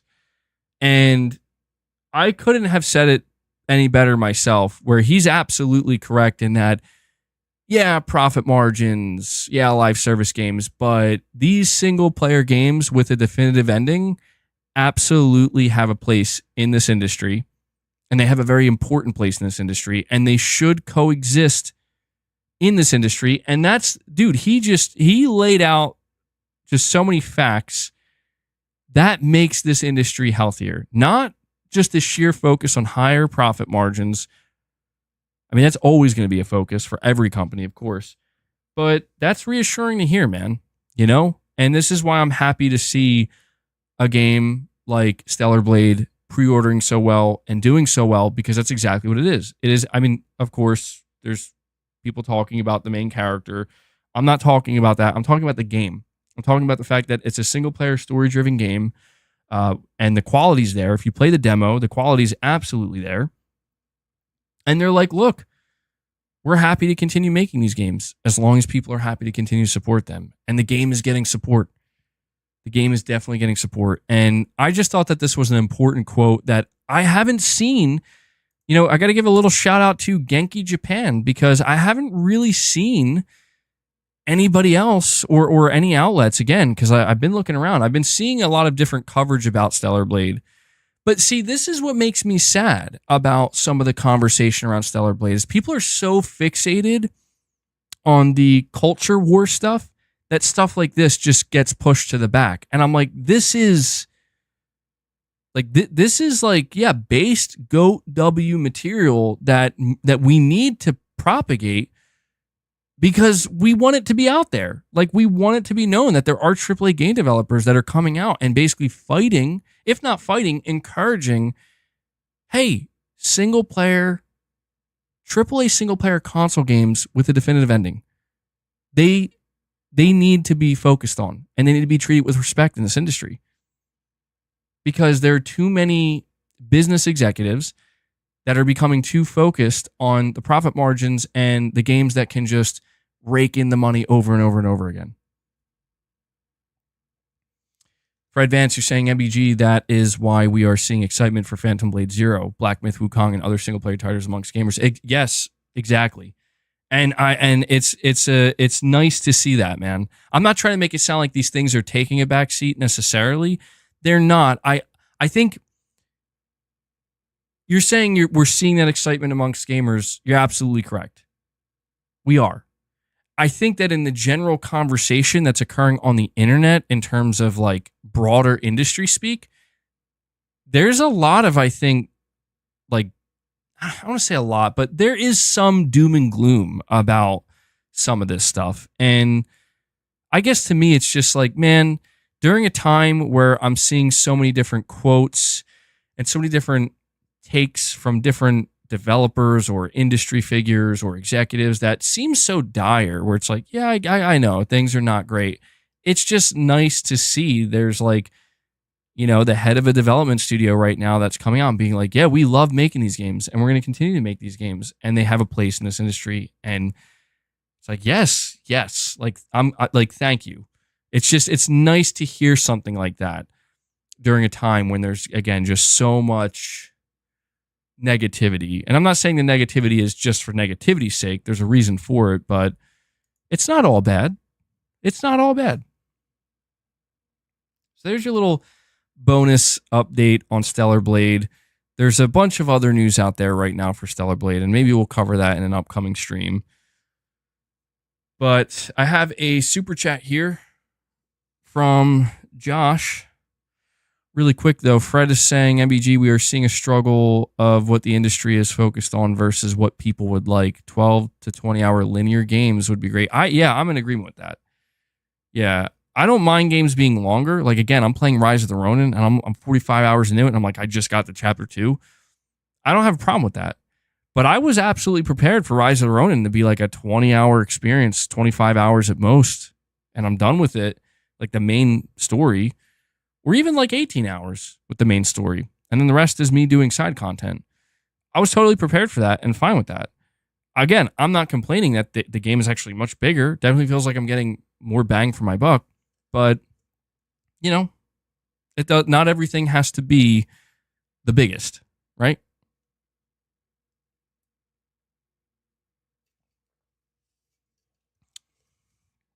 Actually says indies. Josh Z with a $10 super chat. Josh, you're saying 2027 seems likely because it's the 30th anniversary of the OG. I don't know why I said it like that. Devs have most of the world's locations created with a few exceptions. It depends on how long it takes to implement airship travel.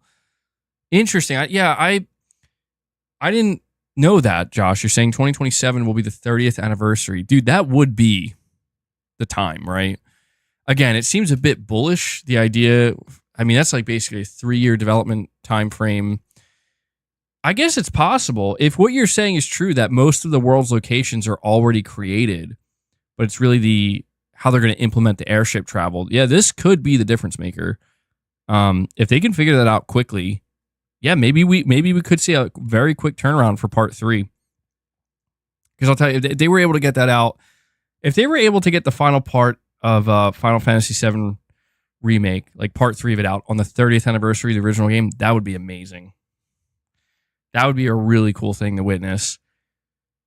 And I don't know, man. I guess here's hoping, right? Like, here's hoping they can do that. Let me see really quick, though.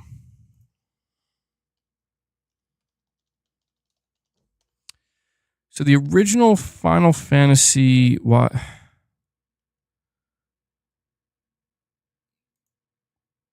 The original Final Fantasy came out September 1997. So,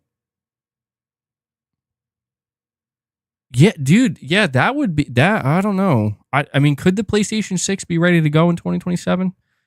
Could this be a launch title? I don't know. Too much spec. It's too far away to know. We'll see. We got time. But Josh, I appreciate you letting me know about that. I didn't realize that most of the world's locations have already been created that are going to be there in the third part. Let them cook 10th gen. There was that rumor that Sony is willing to take as long as they need with the PlayStation 6. Like, they want the PlayStation 6 to be like absolute, like, monster fucking beast mode console, but also affordable. So I'm all for that. All right. Where are we at now? So we're nearly at the 3.5 hour mark. I am finished all the topics that I wanted to discuss with you guys today. There will not be a members launch today. Sundays there. So a decision I've made for the sake of the streams is Sunday there is not going to be a members lounge day. We're going to have multiple members lounges throughout the week. Sunday is not going to be a members lounge day. But the good news here is, well, first off, this stream was amazing. I had a great time having these conversations with you and going over these topics. And you guys, I mean, the engagement today has been through the roof. Truthfully, at least it feels that way to me. Don't be upset, IP Gaming. It's don't worry, man. Like, it's, trust me. I've combed through everything. It's better this way. It's better this way. But the good news is we got plenty of other streams coming up this week, and we are gonna have some members lounges. But what I owe you guys right now, again, you hit 153 members. That is wild. That's wild, dude. We're gonna do some reps. We're gonna do some exercises. All right. I'm probably not gonna do as many supersets because I don't want to pass out. IP Gaming, you're saying, but you're my favorite YouTuber. Well, that's so kind of you, IP Gaming. Thank you for that, bro. Really appreciate that.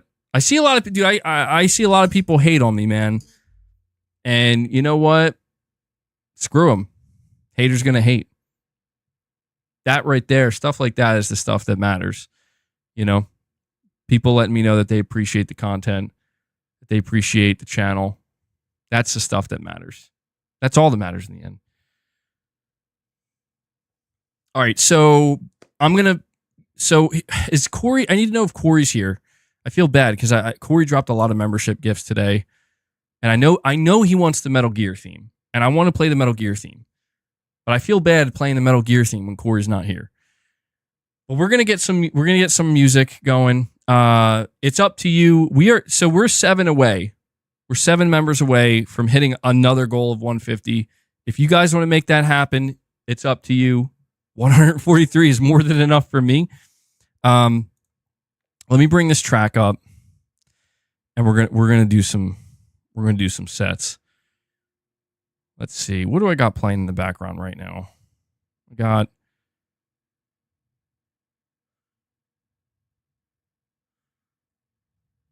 Where the hell is it?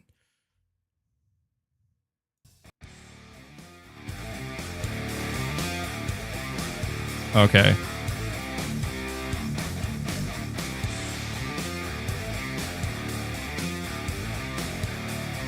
That's not bad. I played this one last time, though.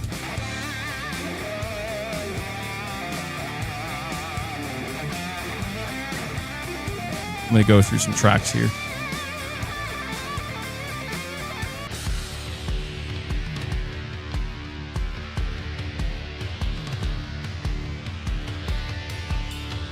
All right.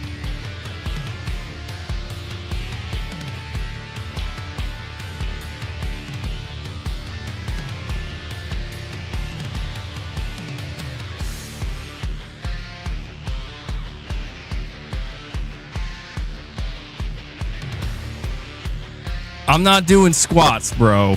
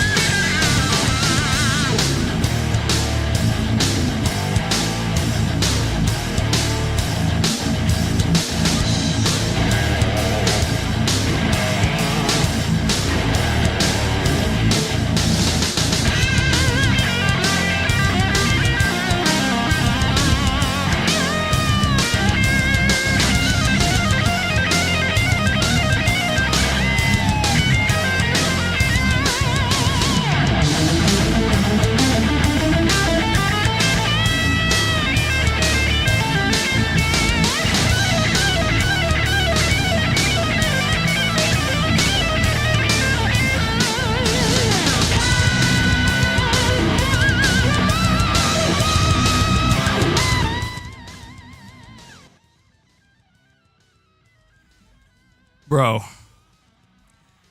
I just threw my weights down, not thinking. I just scared the fucking shit out of boss. I'm sorry, boss.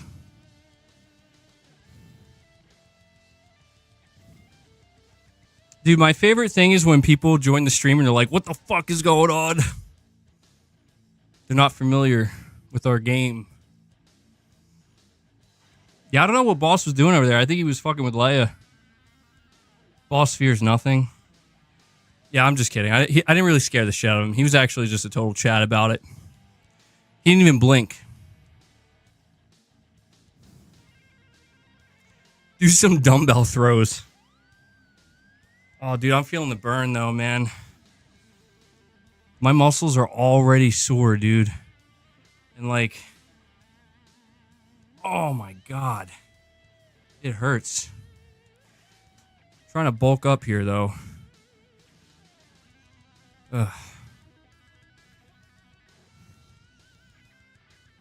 I feel like I'm tapped out already. Boss will get his revenge. Yeah, probably. Next time I go to lay down on the bench to do some lifts, he's going to, like, jump on me. Have I ever torn anything exercising? I don't think I've ever torn anything, luckily. But I think I've gotten, like, pretty bad, like, muscle pulls, muscle knots, stuff like that. Drink plenty of water and stretch so you won't injure your biceps. I probably should drink.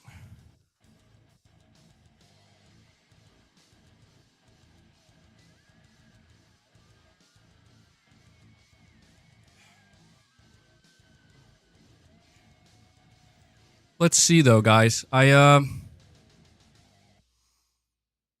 just started taking creatine again. I'm only like 2 or 3 days into it. Throw my L box off the roof. You want to do 2 more sets? I do owe you guys another set or 2. Again, 143 members. I owe you guys a couple more sets. I just gotta take a breather.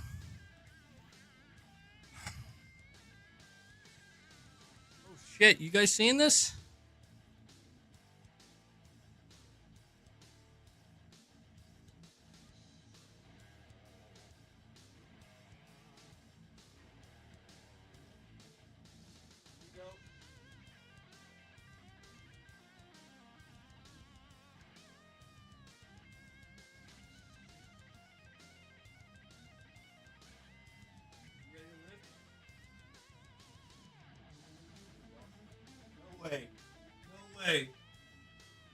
There's no way, dude. There's no way he's like, I'm just gonna lay here now. He's awesome. Dude, Boss is clearly feeling a certain way. Boss is, yeah, dude, he's showing up today.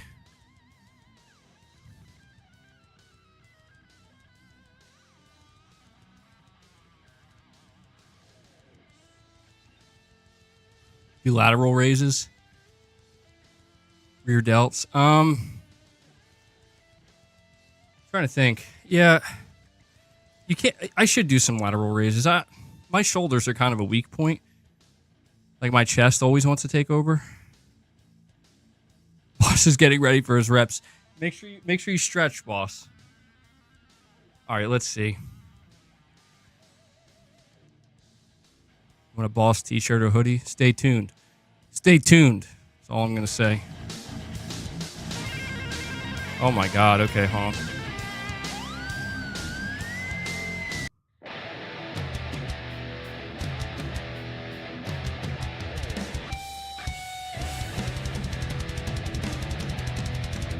I'm trying to figure out if I'm feeling this track or not.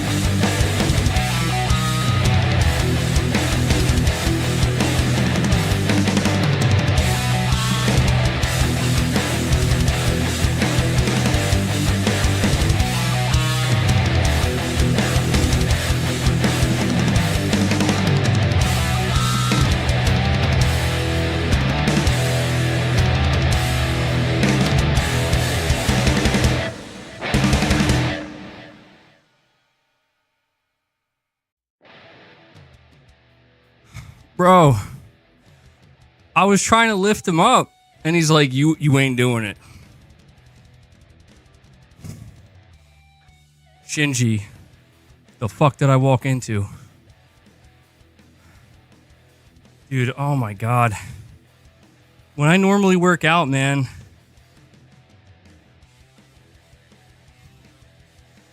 I take longer rests, man.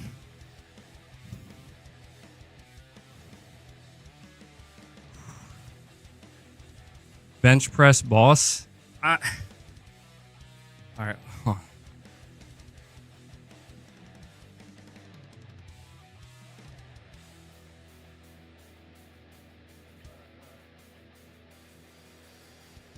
He feels too vulnerable. I was gonna try to curl him, but he's like, nah, bro. Did you guys hear him though? Did you hear me out? I can't use boss as a weight, but I can move him around. I can lift him up and put him down places. So I think boss just doesn't want to be embarrassed. You know what I think it is? I think he thinks that if I pick him up, I'm going to try to put him up here on the higher tier where he doesn't want to be. I'm going to have to take that thing off. All right, we'll do a little bit more. Do a little bit more.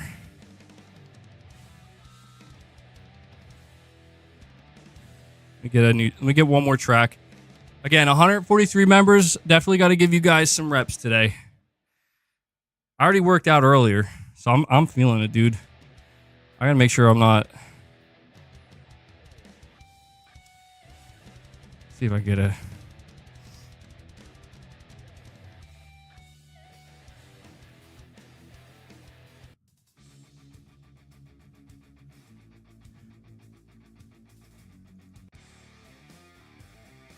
I gotta get new tracks.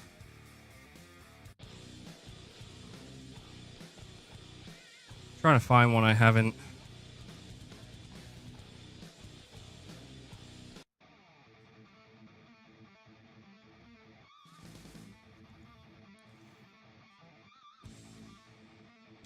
Let's see.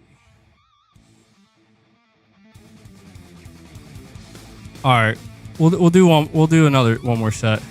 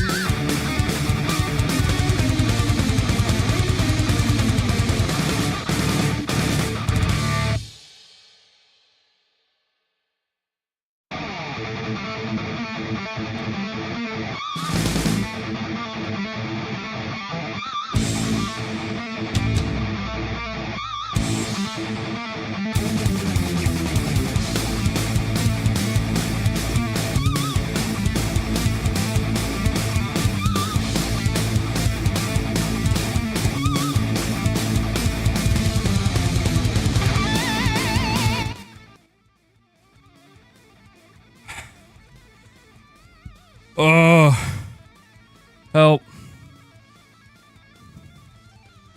There we go.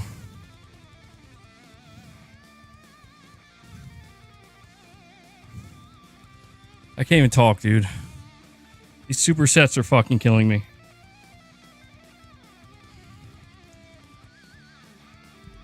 Boss, bro. Boss, I'm not gonna lie, man. How are you still sitting in front of my camera? You're crazy. How much do I weigh? How much do you think I weigh?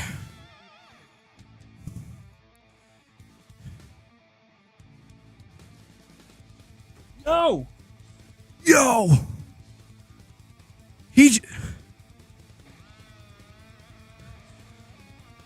Boss just knocked over my creatine. Aggressively.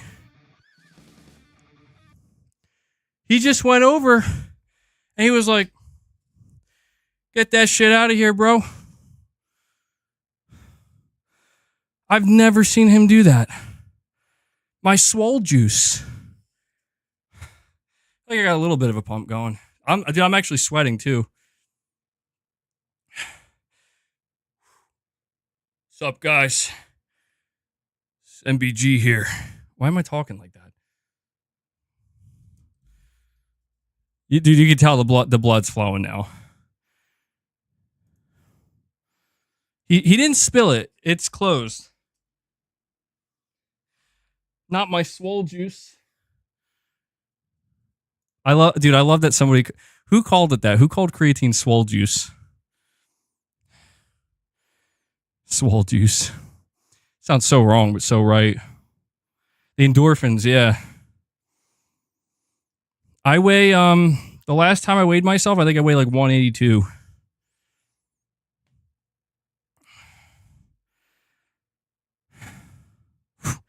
But yeah, I was going to say, I'm taking creatine now. I only took it 2 or 3 times, 5 grams a day. I'm going to try sticking to it, taking it every day. 1 month from now. Let's see how I look.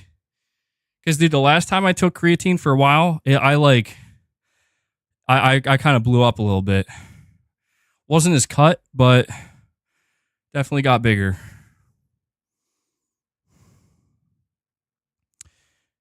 Creatine's actually very good for you, yeah. From now on, it's swole juice, yeah. I like the sound of that. Swole juice. How many more times am I going to say that?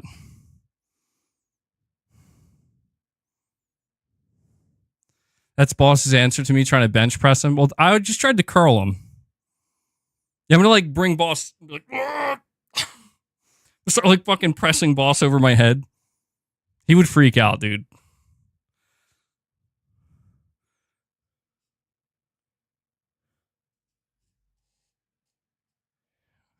Watch this. I'm gonna freak boss out. You ready? Watch.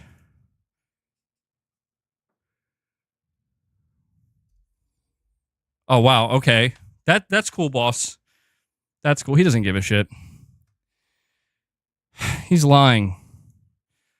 I'm telling you. Believe me. Believe me when I tell you that boss acts very different on stream than when he's not on stream. What does creatine do? Or why is it good? Creatine, basically, it has to do with ATP. ATP essentially is like, I'm not the most well-versed on this, but my understanding of it, ATP is basically what generates energy inside of your muscles when you're doing working sets. And creatine basically increases your overall capacity, where it makes it so you can get more reps in, you have better endurance, and it fills your muscles with a lot of water as well. You gain a lot of water weight when you're on creatine, but it's also, it helps with protein synthesis a little bit. It's good for your cognitive function as well. I remember reading a study or learning about a study that kind of basically was like, yo, creatine might cure depression. It's very interesting. It doesn't really have any downsides either. I think the only time you have to... The only time you have to like maybe be worried about creatine is if you have any problems with your kidneys or any other, if you have like any kind of health problem, you know, you got to do a little bit of research to make sure it's okay. Nitric oxide. Yeah, dude, nitric oxide is really good. The shit that gives you the pump, that stuff's the best. But check this out. So the last time I took a pre-workout, and it's no hate towards animal products because I use animal products. Animal's the name of the brand. I use their products all the time. But I bought this pre-workout. It wasn't even a pre-workout. It's specifically for a pump. It was called Animal Pump. And it's weird because when I took it, I was still going to the gym. And I'm like convinced that there was like something in it. And if there wasn't something in it, I was just extremely sensitive to it. No caffeine, no stimulant. There was no stimulant in this pre-workout, if you want to call it that. It was just for blood flow and pump. And I don't know what happened, but I took it one time and I had the most insane fucking workout session. And I felt great. I mean, the pump was like one of the best I ever had. And like, it was weird because I was fucked up really badly afterwards. Like there was like something wrong with my nervous system. But this was also around, I think this was like 2021 or something, where it was after the lockdowns for COVID and everybody was out again, but COVID was still like running rampant. And I think I like had COVID and took this product and basically went nuts on it in the gym. And it like, I think it amplified COVID. Like I definitely had COVID at the time and I think it amplified it by like 10 times. And I was basically like, I threw it out right after. I'm like, I'm never taking this again. It was great. And then afterwards, it felt like I almost died. It was very strange. It's very strange. Wow, that's a hell of a thing to call it, Wes. Damn. Yeah, I never got the COVID vaccine. I just, I got it. And I got COVID, and I just said, well, I hope my immune system is up to the task. And I think it was. I mean, I guess it was, but I don't take pre-workouts anymore. I just drink some coffee. I take creatine and protein, and that's it. I used to be really, really into supplementation and all these different supplements, but as I got older, I just realized that it's mostly like, your diet is the most important thing. Diet, sleep, consistency in your workouts. And, for me, the only supplements that matter are protein and creatine. And that's it.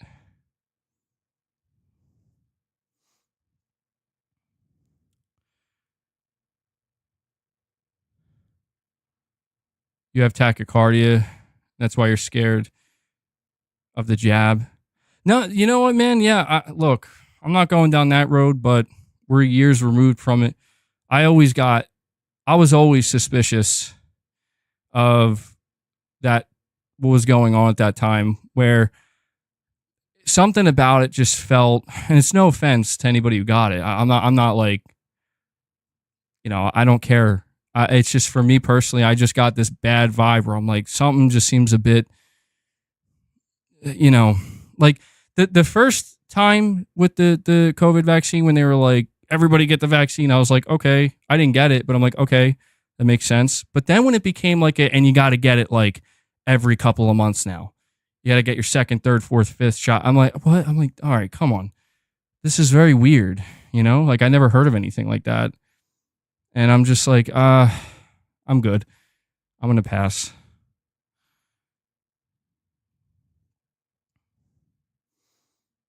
Yeah, I don't know how you guys look back at 2020, but what a fucking crazy year, dude. Oh, that's rough, Prince. Yeah. Yeah, I saw that too, where it's like, it was basically like a requirement if you work in healthcare or you get fired. And I'm like, that's kind of crazy. I guess it kind of makes sense, but I don't know, man. That's You're saying the 1% death rate doesn't scare you? Yeah. No, I hear you. It's, again, I don't judge anybody at all. It's a tough situation. It's, you know, when I look back at the pandemic and COVID, it's just, the one thing that was crazy about it is literally nobody alive on the planet had lived through something like this. Nobody. Like, nobody on planet Earth has ever, who's alive, who has never been through a pandemic. As far as I'm aware. Like, the last pandemic was, like, I think over 100 years ago by that point. We're, like, close to it. So it's just, like, no one knew, like, what to really do. And I think that, you know, during times of crisis and panic like that, you see that there are obviously opportunists out there that are going to seize the opportunity. In the midst of all the chaos, they're going to try to, I don't know, do something to promote some kind of self-gain. Was it the Spanish flu? Yeah, I think that was the last one. Yeah. Yeah, shit's crazy, man. You never know. You never know. We all made it through. Yeah, I mean, I guess not everybody did, unfortunately, but I'm thankful to be here. I don't know how we got into this conversation, but, whew, man. Oh, wow. Wow, I totally lost track of time, dude. We're nearly at the 4-hour mark. I didn't mean to go on this long. Man, that was a longer workout, huh? How long was that? Was that like 15 minutes or something? I saw somebody ask me earlier, how long do I normally work out for? Like, when I'm doing my actual workouts, I take it a lot slower. I probably work out for like an hour. If I'm really taking my time, maybe an hour and a half. I just take my time with my sets. I focus on my form. I focus on the contraction. Although occasionally I have these insane workouts where, what was it, Friday night, I don't know what had happened, man. Like, Friday night, I'm just sitting here at the computer and I don't know, I just got this overwhelming feeling of like intensity, almost like anger, not like unhealthy. I'm just feeling away. And so I put on some music, started playing some Mudvayne, Dig. Shout out to anybody who knows that song. And the adrenaline just started pumping. And I went crazy, bro. Like, I went crazy on my weights. And I'm not saying I regret it, but I was not prepared for how sore I was the next day. Where I was like, oh, dude, bro, you're not 21 anymore, man. Like, I'm feeling this, but it felt good, man, in the moment.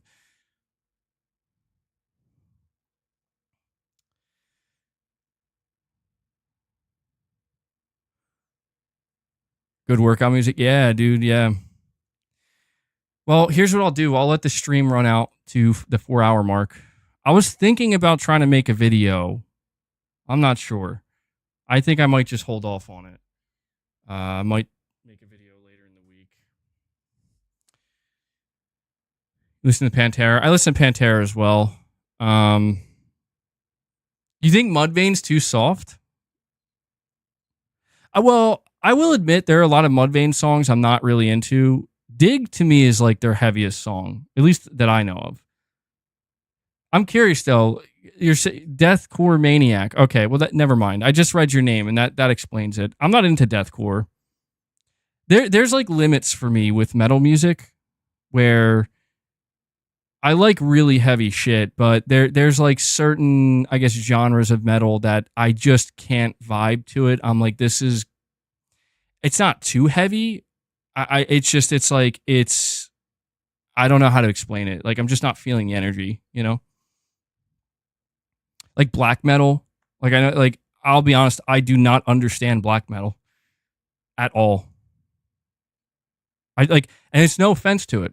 It's no offense to anybody who likes black metal. I'm just saying, like, I've tried listening to it, and I'm like, I really don't like the way this makes me feel.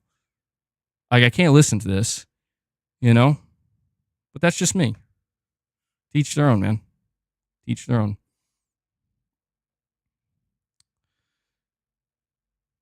Iron Maiden, Sabbath, classics, yeah. All right, let's see. So we're at the 3 hour and 58 minute mark.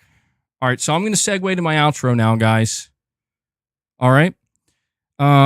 Thank you so much. I know that a lot of people here who were here earlier are no longer here, but they know how much I appreciate the support. And so I hope you enjoyed this stream. I had a great time. I appreciate you hanging out with me and listening to me talk about these topics. And then especially those of you stuck around for the workout at the end and the bonus conversation here. Really appreciate everything you guys do for me, for my family, for the floof back there, and for this community. Again, we're ending the day at 143 members. You guys destroyed it today.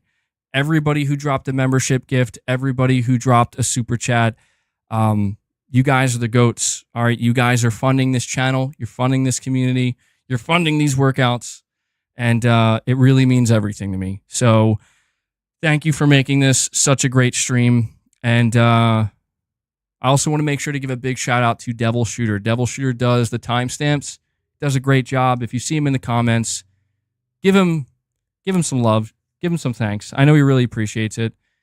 And yeah, so I don't know if I'm going to be streaming tomorrow or not. Be on the lookout. Come check the channel at around 11:30 p.m. Eastern, 12 p.m. Eastern. If I am streaming, that's when I'll be live. If I don't stream tomorrow, we'll be doing a stream on Sunday. And we'll see what else comes out of the workflow here. So, all right, guys, that does it. Enjoy the rest of your Sunday. I'm going to go hopefully get something to eat, get some protein, and go hydrate and hang out for a little while. Maybe play some more Rise of the Ronin. So, all right, guys, that does it. Oh, really quick, let me make sure I end this poll. Got 921 votes. The poll was me asking you if you play live service games. 921 votes. 39% of you said yes, only occasionally. 36% of you said no, I never play them. And 23% said yes, I play every week. So there you go. Thank you for voting on that poll. Pretty interesting data there. All right.